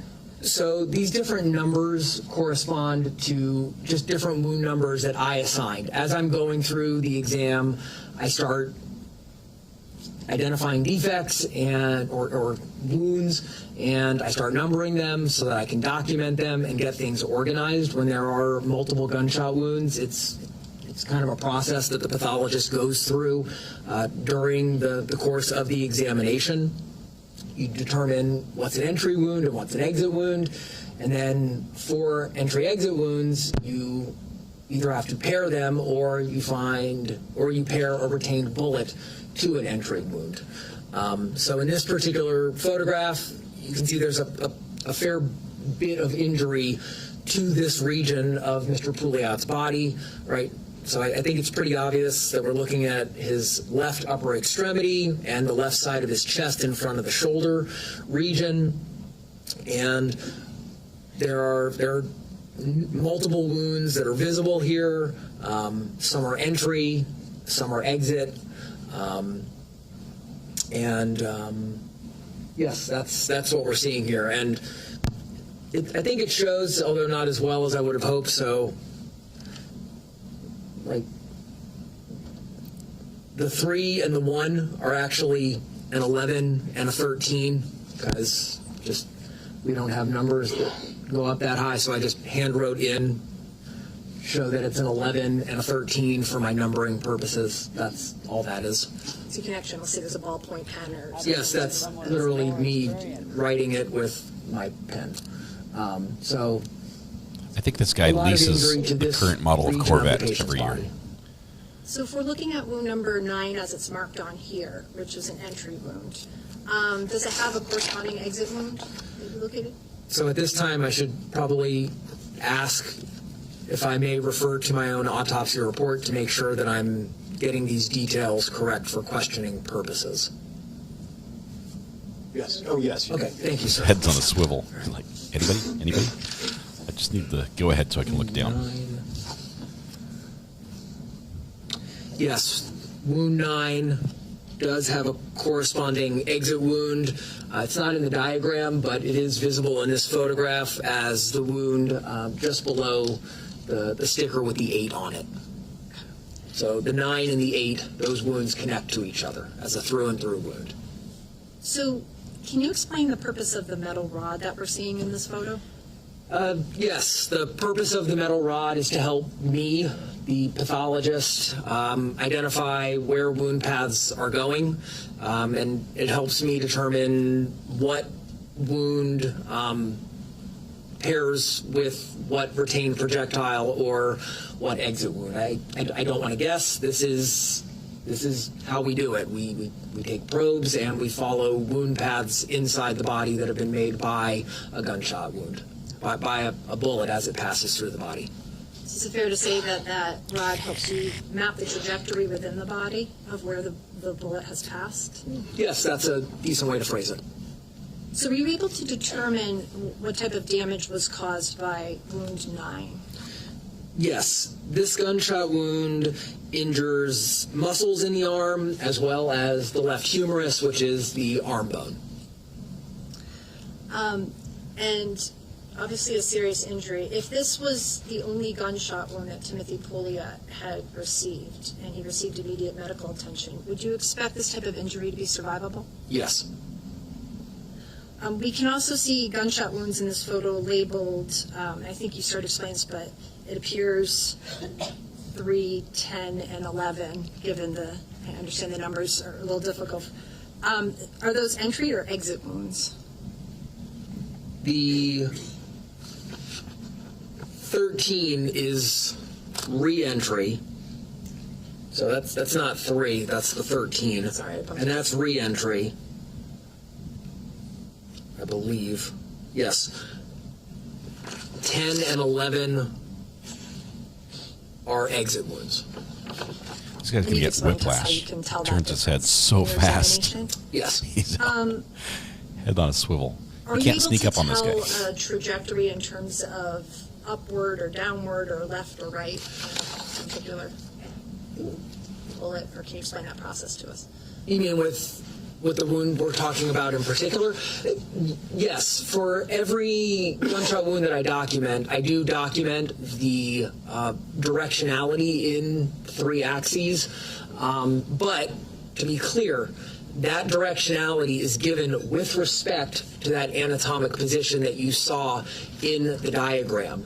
So, to be clear, from my examination, there's relatively little that I can say about an individual's position at the time he sustained those particular gunshot wounds.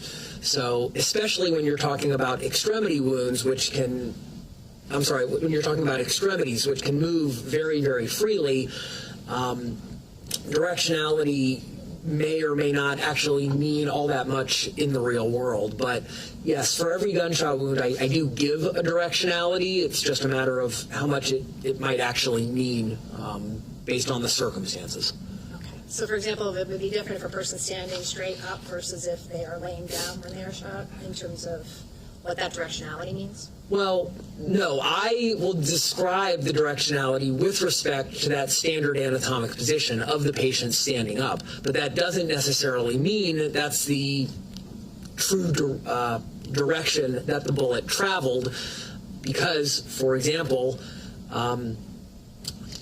if I had a wound path that went, say, from the shoulder and then out the lower back, I would describe it as a very downward wound path. But if the individual was leaning forward when that gunshot wound was sustained, right, that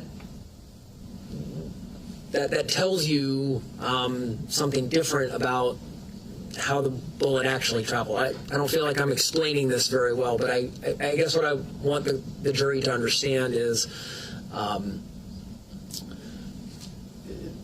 the wound directionality I describe is somewhat divorced, because I can't say with certainty what position an individual was in when those wounds were sustained. So you're describing it in terms of, yes, from their own body. Yes, yes. So wound path is described as being up or down, left or right, and front or back, those three axes. So with regard to this particular wound, this entry at 9 and exiting at 8, what was the direction noted? The directionality for this wound path is front to back, right to left, and downward. All right, I'm going to show you another photo, and this relates to wound number 6, or I believe you had it as A.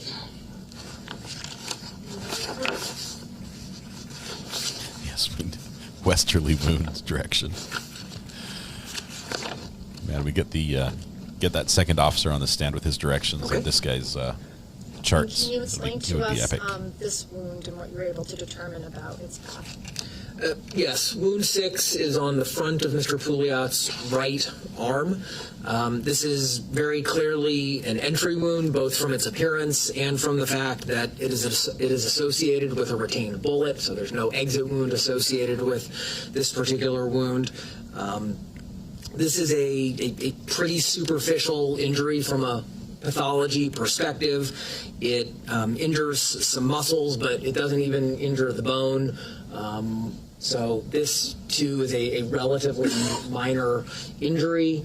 I recovered the bullet and turned that over to law enforcement as evidence, as is standard. And so if this, as we discussed with the other one, if this had been the only gunshot wound that Timothy Pouliot received, especially with immediate medical attention, would that be a survivable injury? Yes. So we've been talking about the two locations where Timmy Pouliot was shot in the front. I want to ask you now about some of the locations where he was shot in the back. Okay. And I'm going to ask you about wound number 4, where you have it as G.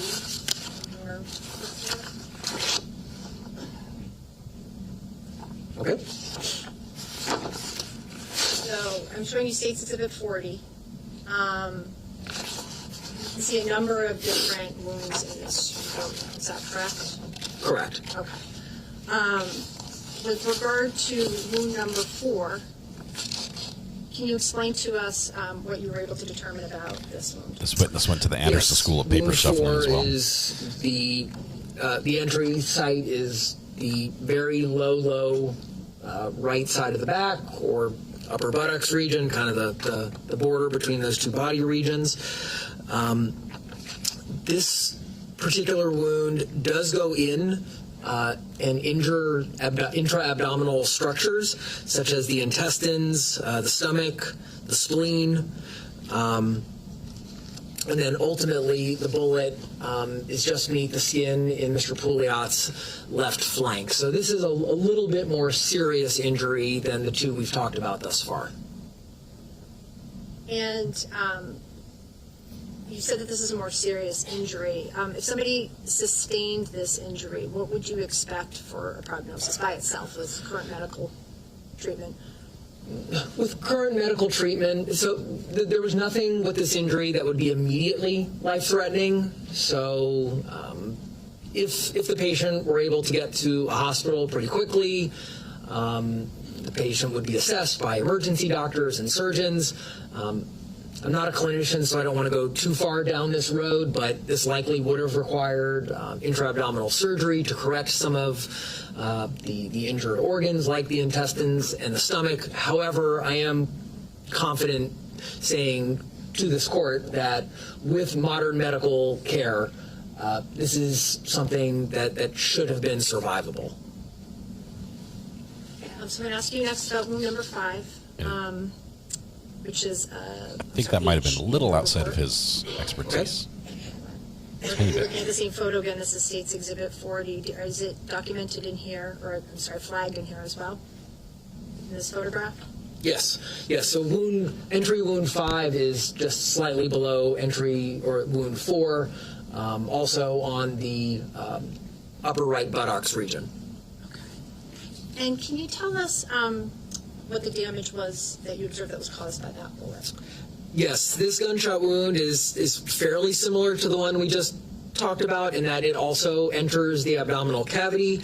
It injures the intestines a couple of times, just because of the way the bowel loops. That's pretty common. And this one also is associated with a retained bullet, which I recovered and turned over to law enforcement as evidence. Similar to what I said with the last wound, nothing immediately life-threatening, no large blood vessels that were injured, and with modern medical and surgical care, I would expect this to be a survivable injury. So I'm going to ask you next about wound B. You had indicated for us on the diagram that related to Timothy Pouliot's hand. I'm going to show you State's Exhibit 42. Okay. Can you explain what we're looking at in this photograph? This is injury to Mr. Pouliot's right hand, specifically the 4th and 5th fingers from a grazed gunshot wound. So this is where the bullet just barely makes contact with the body. It doesn't truly enter or exit, it just grazes it. And this, of course, is not a life-threatening injury. So I want to ask you now about wound number 7, or D, that you have in your report. Okay. And I'm going to be showing you 2 photographs together and ask you, you had talked about this idea of showing an entry wound, then an exit wound, a re-entry, and a re-exit. I believe this was the bullet that had that trajectory. Correct. So could you, I'm going to show you State's Exhibit 37 and 39 together. Can you explain to us what we're seeing here in terms of the trajectory that this bullet took? Yes. Is this?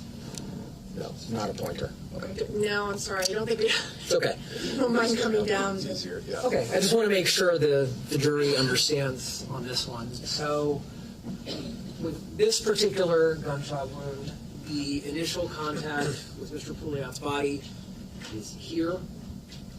So, kind of back of the left shoulder, general region. It passes through the upper left arm. Exits here, so this is Mr. Pouliot's left armpit. Exits here, and then travels a very, very short distance to re-enter the body on the very upper left flank. Again, you can sort of call it the armpit region. Then re-enters the body in the torso, where the wound path continues and does cause injury to some significant anatomic structures in Mr. Pouliot's chest. And which were those structures that were injured by this bullet?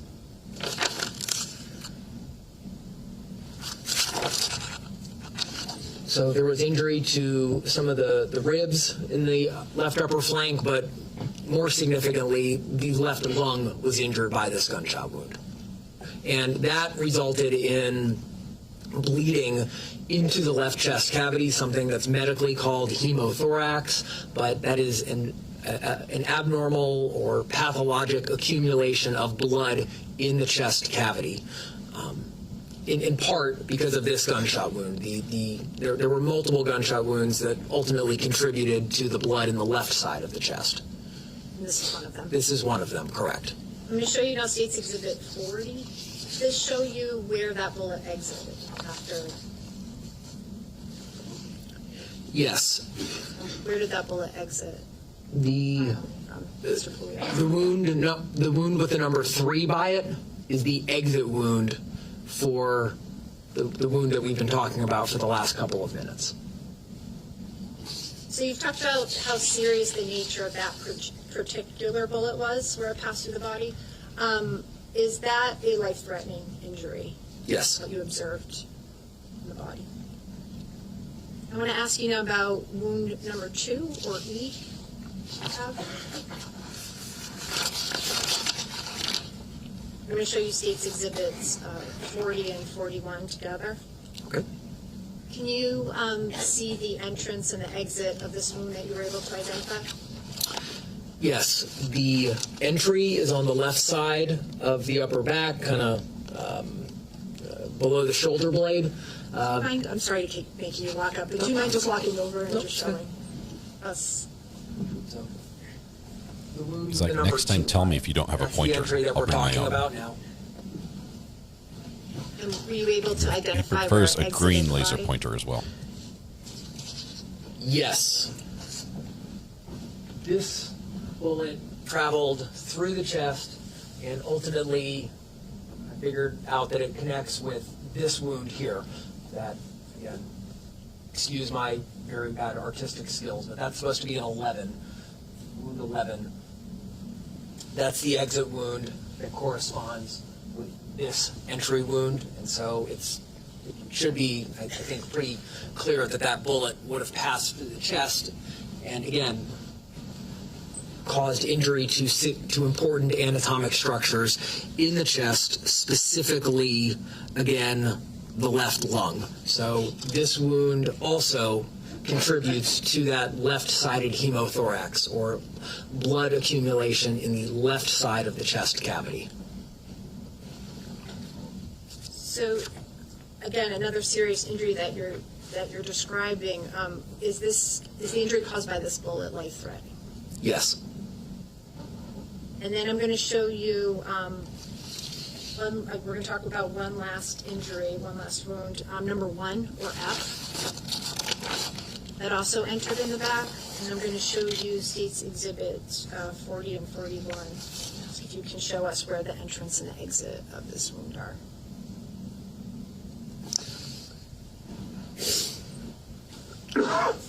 So now we're talking about this entry wound on the right side of the back with the number 1 by it.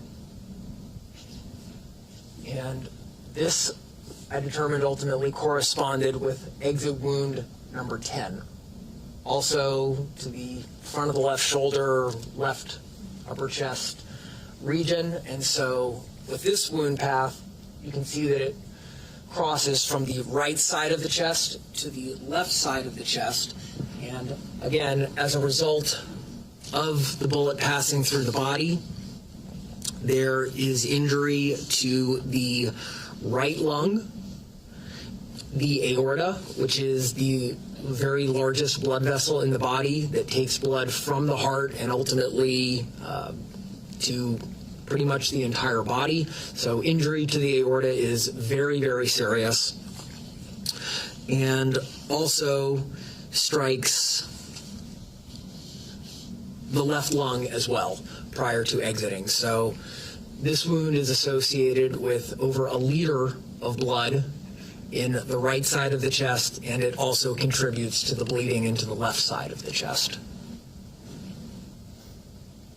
So I think you've characterized it, but this is clearly a life-threatening wound as well. Yes, this is a wound that I would expect to be very quickly life-threatening. So he's got 3 And life-threatening so, wounds. In terms of that time frame, is this a wound that even if somebody's receiving immediate medical attention, you would expect could be life-threatening by itself? It was 9 millimeter. Yes, I would agree with that statement. So I'm going to show you your diagram again, and on this, I've circled these 3 gunshot wounds that you've described. So number 1, number 2, and number 7 that are all in the back.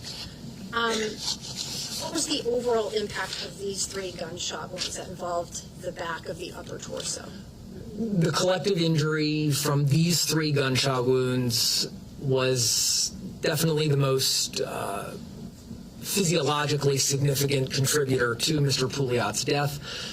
These are the gunshot wounds that injure the most critical structures, namely both lungs and the aorta, and they are collectively responsible for almost 2 liters of blood into the chest. And I guess I need to give some reference for that. An average-sized adult male has approximately 5 liters of total blood volume. And so to have approximately 40%, or maybe a little bit less due to Mr. Pouliot's size, of the blood volume lost rapidly due to injury into the chest cavities is a very quickly life-threatening type of situation. Ro, thank you for gifting 5 memberships. That is awesome. Diagram again. And now we're looking at wounds 6 and 9, which were the 2 that were in the front. If Mr. Pouliot had only sustained those 2 front injuries, would you have expected that to be fatal? No.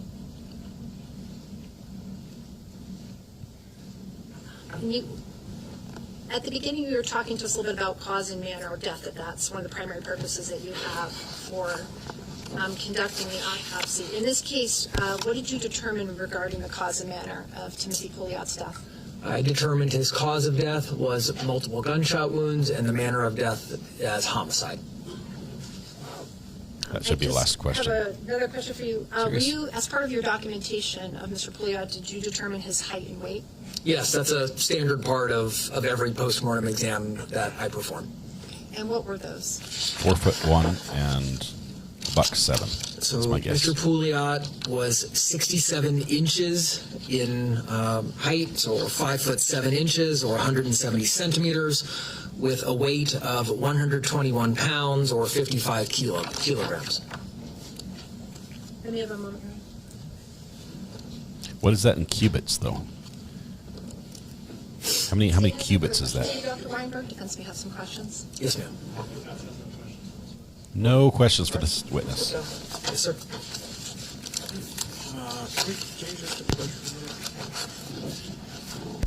Hey Siri, convert 5'7" to cubits.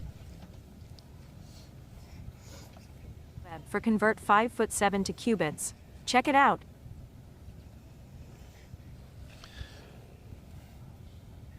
See, there's 133.3333 cubits in 200 feet.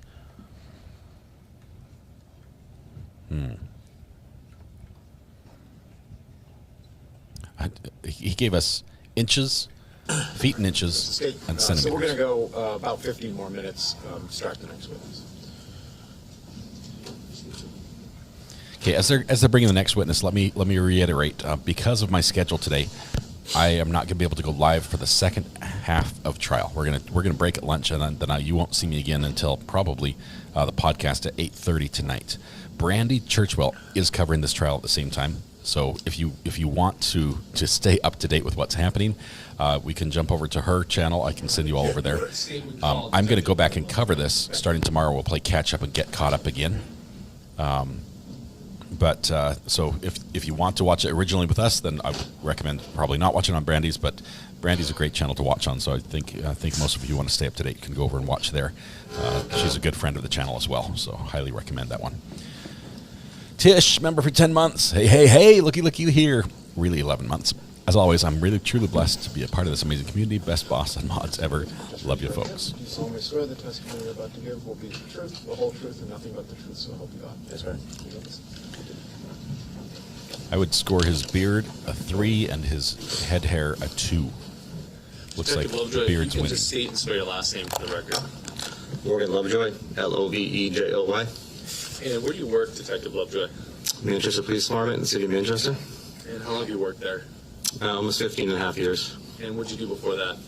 I was an elementary school teacher here in Manchester. A little bit of different work? Yes, sir. Natural progression. Specific to Manchester PD, what's your assignment in Manchester? I'm a detective sergeant in the investigations division. And were you a detective sergeant in investigative division back in January of 2023? Yes, I was. And what type of cases fall within your supervisory capacity? Anything from thefts and burglaries all the way up to robberies, stabbing, shootings, homicides. And as a detective sergeant, what's your role? I typically help oversee those cases. I'm not a lead investigator. I'm not physically on the ground collecting video or doing crime scenes or interviews, but I'm kind of behind the scenes just helping run the investigation from inside the PD. Answering questions if they come up? Yes. Make sure they have resources? Things Yes. like that? Yep. Okay. I want to take you back to Saturday, January 28th, 2023. Were you assigned as a detective sergeant on the investigation into the shooting of Timothy Pouliot? Yes, I was. And as part of your role, have you reviewed some of that surveillance footage that was collected by investigating officers? Yes, I have. What video recordings and surveillance footage were you able to review? Quite a few from out there. There was inside the goat. There was cell phone video taken by a bystander from inside the goat. Cell phone video from outside on Old Granite Street.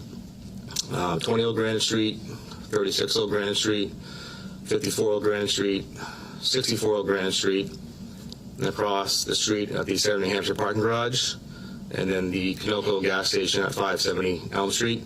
That was lesser quality. And then we also tried to collect video from the Bank of America at 620 Elm Street, and then S&H Arena across the street, but those last two did not capture anything relevant to this investigation. Okay, the Southern New Hampshire footage and the Bank of America? Yes. Okay. The bank cameras are always crappy you anyway. Said 20 Old Granite Street. Is that the Soho Bistro? Yes, it is. All right. And just so we're aware, about how many different clips of different angles and with all these different cameras that were out there, about how many clips of video was there? There was hundreds. We had around 400 from the goat inside alone. Okay. And then more from all the other establishments outside? Yes. And are we talking minutes, hours of recordings? There was hours of video. Okay. And were you and investigators able to narrow down which clips actually captured what happened before, during, and after the shooting? Yes, we were. All right.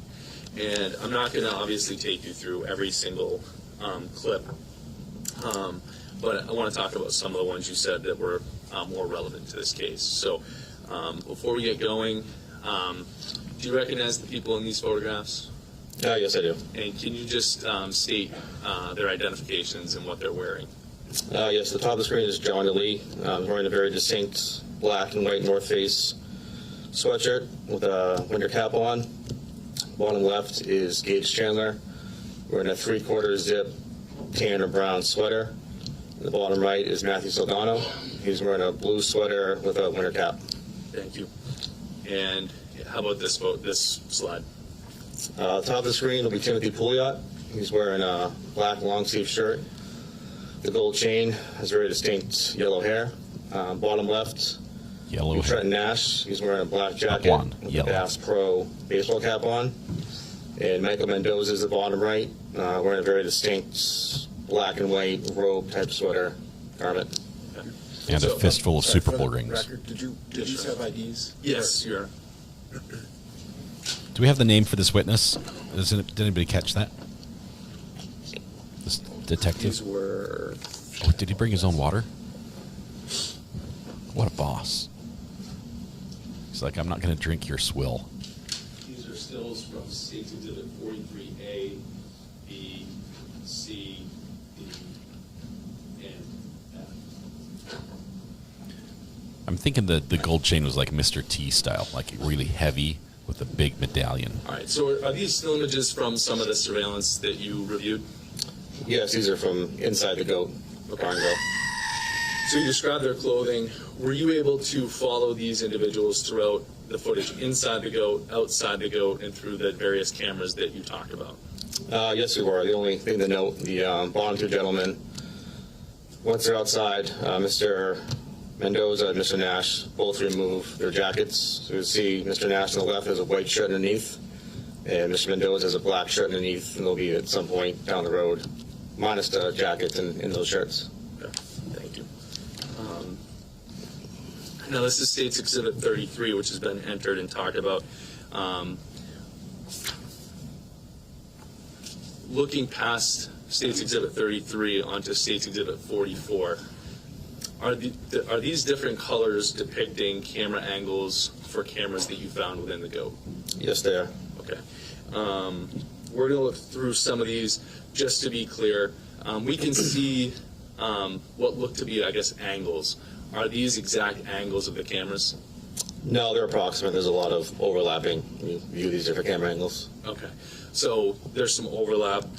So I just put a yellow X on the screen. So, for example, if we were looking at something that occurred at the yellow X on Maiden Sidebar 2, that might also be captured by pool table cam. Yes, that's accurate. Okay. And can you just describe for us, as far as these different cameras, was the footage captured just a one continuous stream, or did it record in clips, in segments? No, there was no continuous. It was multiple clips. It was kind of chunky, if you will. You get 30 seconds here, a minute there. There was no continuous video collected. And you were saying different lengths to each clip? Yes, there was. Yeah, it's a very difficult system to navigate for our detectives. Took us 4 or 5 times to get all the video. But there is multiple chunk clips, I guess is the best way to describe that. Okay. So let's start with pool table cam. For these interior surveillance cameras, so all 3 of those cameras that we talked about, was there any sound recorded, or is that just video? Inside the GOAT is just video. There's no audio. Okay. So this is State's Exhibit 45. So before I hit play, can you just tell us where we should be looking, help orient us, and describe who we can see in the boxes? The red box at the top will be John Delee. At this point in time, he's on the right side of the right box. He's at his back to the camera. You see his black sweatshirt and hat there. Bottom right in the yellow box, you'll see Timothy Pouliot, Trenton Nash, Mike Mendoza, and there's also 3 females there. During the investigation, we learned that those are associates of Mr. Delee, Mr. Soldano, Mr. Chandler. It's going to be Abby Elliott, Olivia Leonardo, and Nicole Bergeron. And this clip is approximately 35 seconds long. Is there anywhere we should be focusing our attention?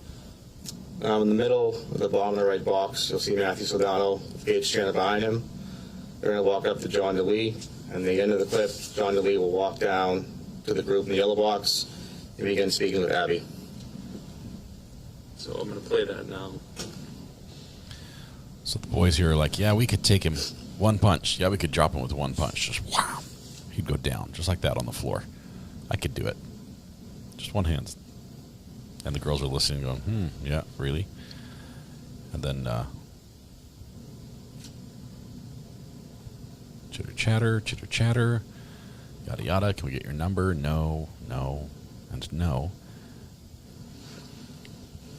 Here comes John coming down. Hey, heard you guys are talking about me. What's going on here?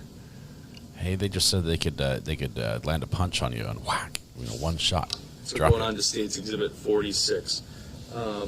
Same camera angle? Yes. Has this been zoomed in? Yes, it has. It's a close-up. Okay. As far as timing of what we're seeing from this clip to the last clip, is this minutes later, or is this the next clip? It's right where we just left off on when John Delee approaches Abby. Okay, so our defendant is wearing the North Face jacket. The victim is talking to the guy in the white hat, with the guy with the yellow hair. So the victim's turned around. He's not paying attention now.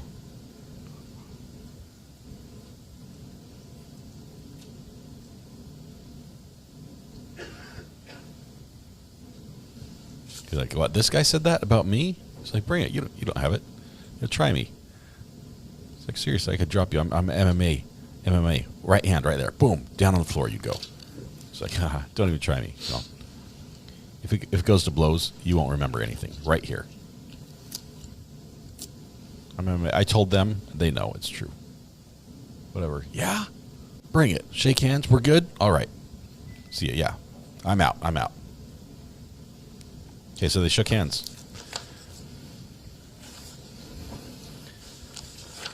All right. So going back to our diagram here and moving back over to the Maiden Sidebar 2, I'm going to show you State's Exhibit 47. Again, similar, can you just help orient us to where we should be looking and what we might see? We shouldn't be looking. Yep, this is so the red box on the bottom or top of the screen. You have Mr. Delee there with the sweatshirt on. In the middle of the screen, it's hard to see right now, but you can see Mr. Mendoza's distinct black and white sweater robe. Detective, not to interrupt you, I apologize. If you want to step down while you're pointing. Yeah, it might be easier. Who has a sweater robe? John Delee is right here. Ed Mendoza, Timothy Pulley are going to be heading up the ramp right here. They'll eventually make their way up over the yellow box. And behind this group of gentlemen right here is the 3 girls right there. And they're going to come up and talk to them for about a minute and a half.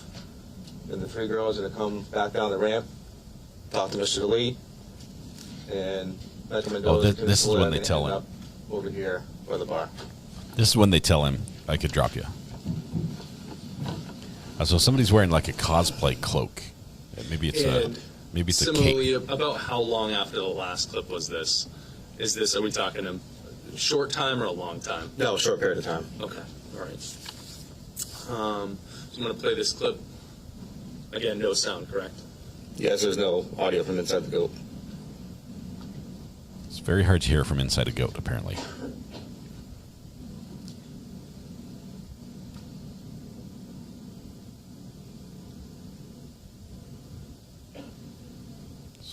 So let's see, they head up to the girls up there.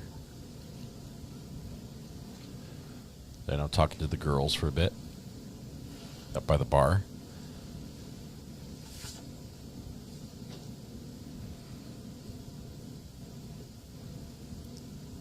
We were simultaneously witnessing like 150 bad pickup lines failing. Still don't see the guy in the robe. Oh, there he is. No, that's a hoodie.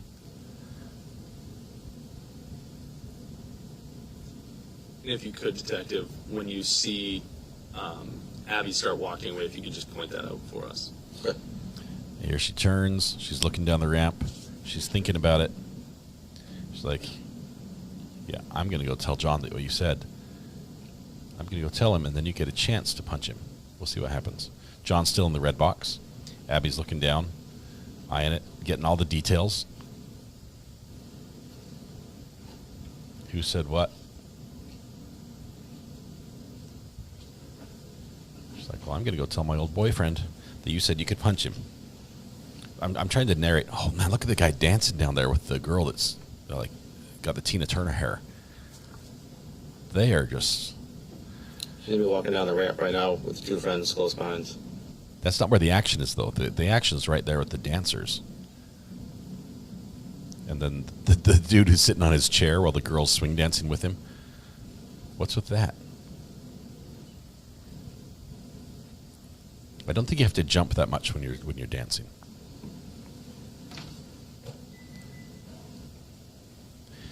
So Abby's down talking to John right now. You know that guy you shook hands with? He says he could drop you with 1 punch.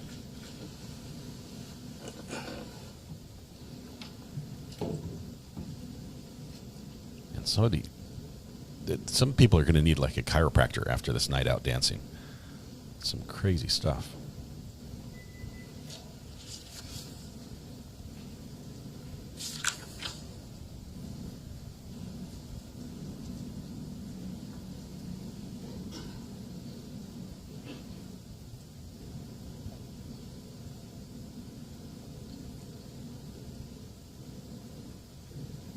Are the boys still up at the bar? I missed them. Where did Blondie go with his friends?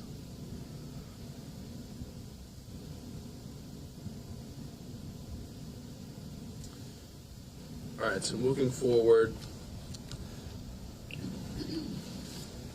just want to ask you, we've watched a couple clips here, and for the juror's perspective with the actual exhibits that they have, when they open the clip, it might look a little different as far as the player that's going to launch with it, correct?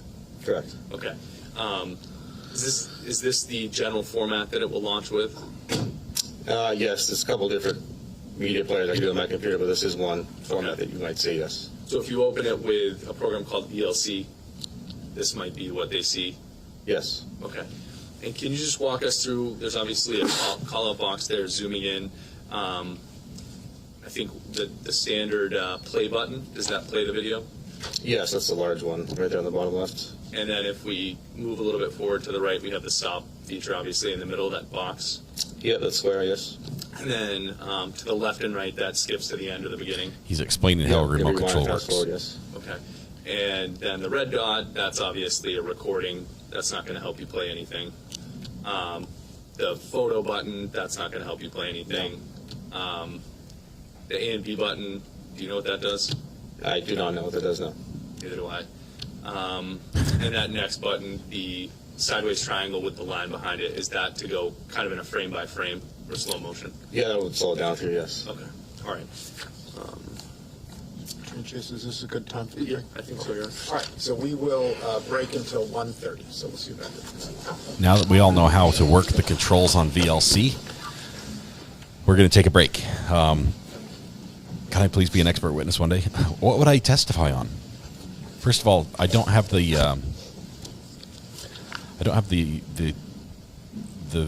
what is it? Curriculum Vitae, the CV. When are we going to break for lunch? We're going to break for lunch right now. And so for the class, I'll be back in about 2 minutes, okay? There's a class here? Apparently we're having a class right now. Okay. We're gonna switch to this just for a minute. Of course. Send someone with more experience. I'm not sure what the class is about, but the judge took a quick break. I can testify about metal detecting, how not to find stuff. All right, here's what we're going to do. We are going to break for lunch because I have to go get prepped for a live stream for the town for the Christmas parade. Not even sure where I'm going to do that. The commentators, the MCs, don't even know I'm going to be recording them, so I'm going to be throwing wireless mics on them and find a spot where I can have power and a good view to film the parade within a couple block area. So we'll see. Right now, we're gonna break for lunch. Brandy is still covering this trial, so if you would like to watch this live as it happens for the rest of the day, she'll be covering that. It's my understanding. She's covering this right now, and I have a redirect on, so when we end, it will port you right over to Brandy's channel, where the first thing you do is, of course, click the like button and then say nice things in chat. That's just standard, operating procedure. So we'd encourage you to do that. If you would rather wait until we cover this tomorrow, we are going to start probably a little earlier than normal, and we're going to watch on a little higher speed to get caught up with what we missed this afternoon. So we'll be a little bit on replay probably for a day or so, or at least high speed for a little bit while we get caught up and get back up to speed on this trial. Where can you go to watch the parade? I don't know. I don't know yet. I don't even have links. I'm supposed to be made a mod on a Facebook page that should show it. We'll see. I'm just hoping the stream works, so we'll see. All right, we'll send a redirect for sure. Just 1 second. Let me get everything ready. The sound's still coming from the court, but I don't think anything's happening. So we're going to wrap things up because they're going to lunch. All right, remember tonight as well, 8:30, we're going to do a podcast. I'll go ahead and make the placeholder for that before I leave to do the parade. And maybe if I get some downtime, I'm going to work with the Weather Watch and get some content together for it as well. Wait, I'm going to sneeze. Hang on.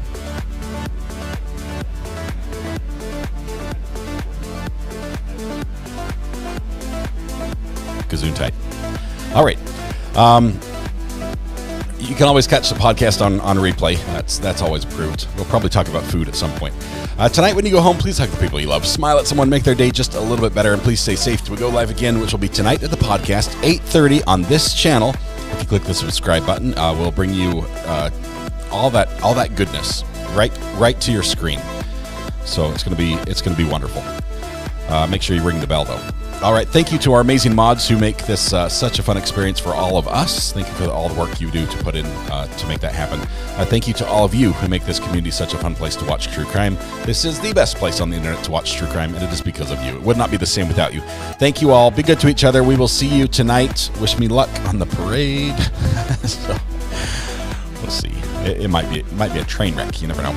All right, catch you guys later. Have a good afternoon. We'll see you. Bye.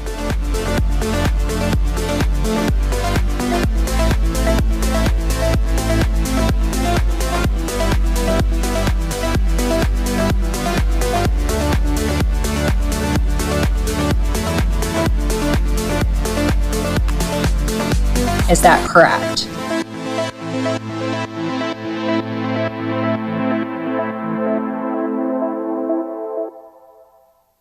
Haven't sent someone with more experience.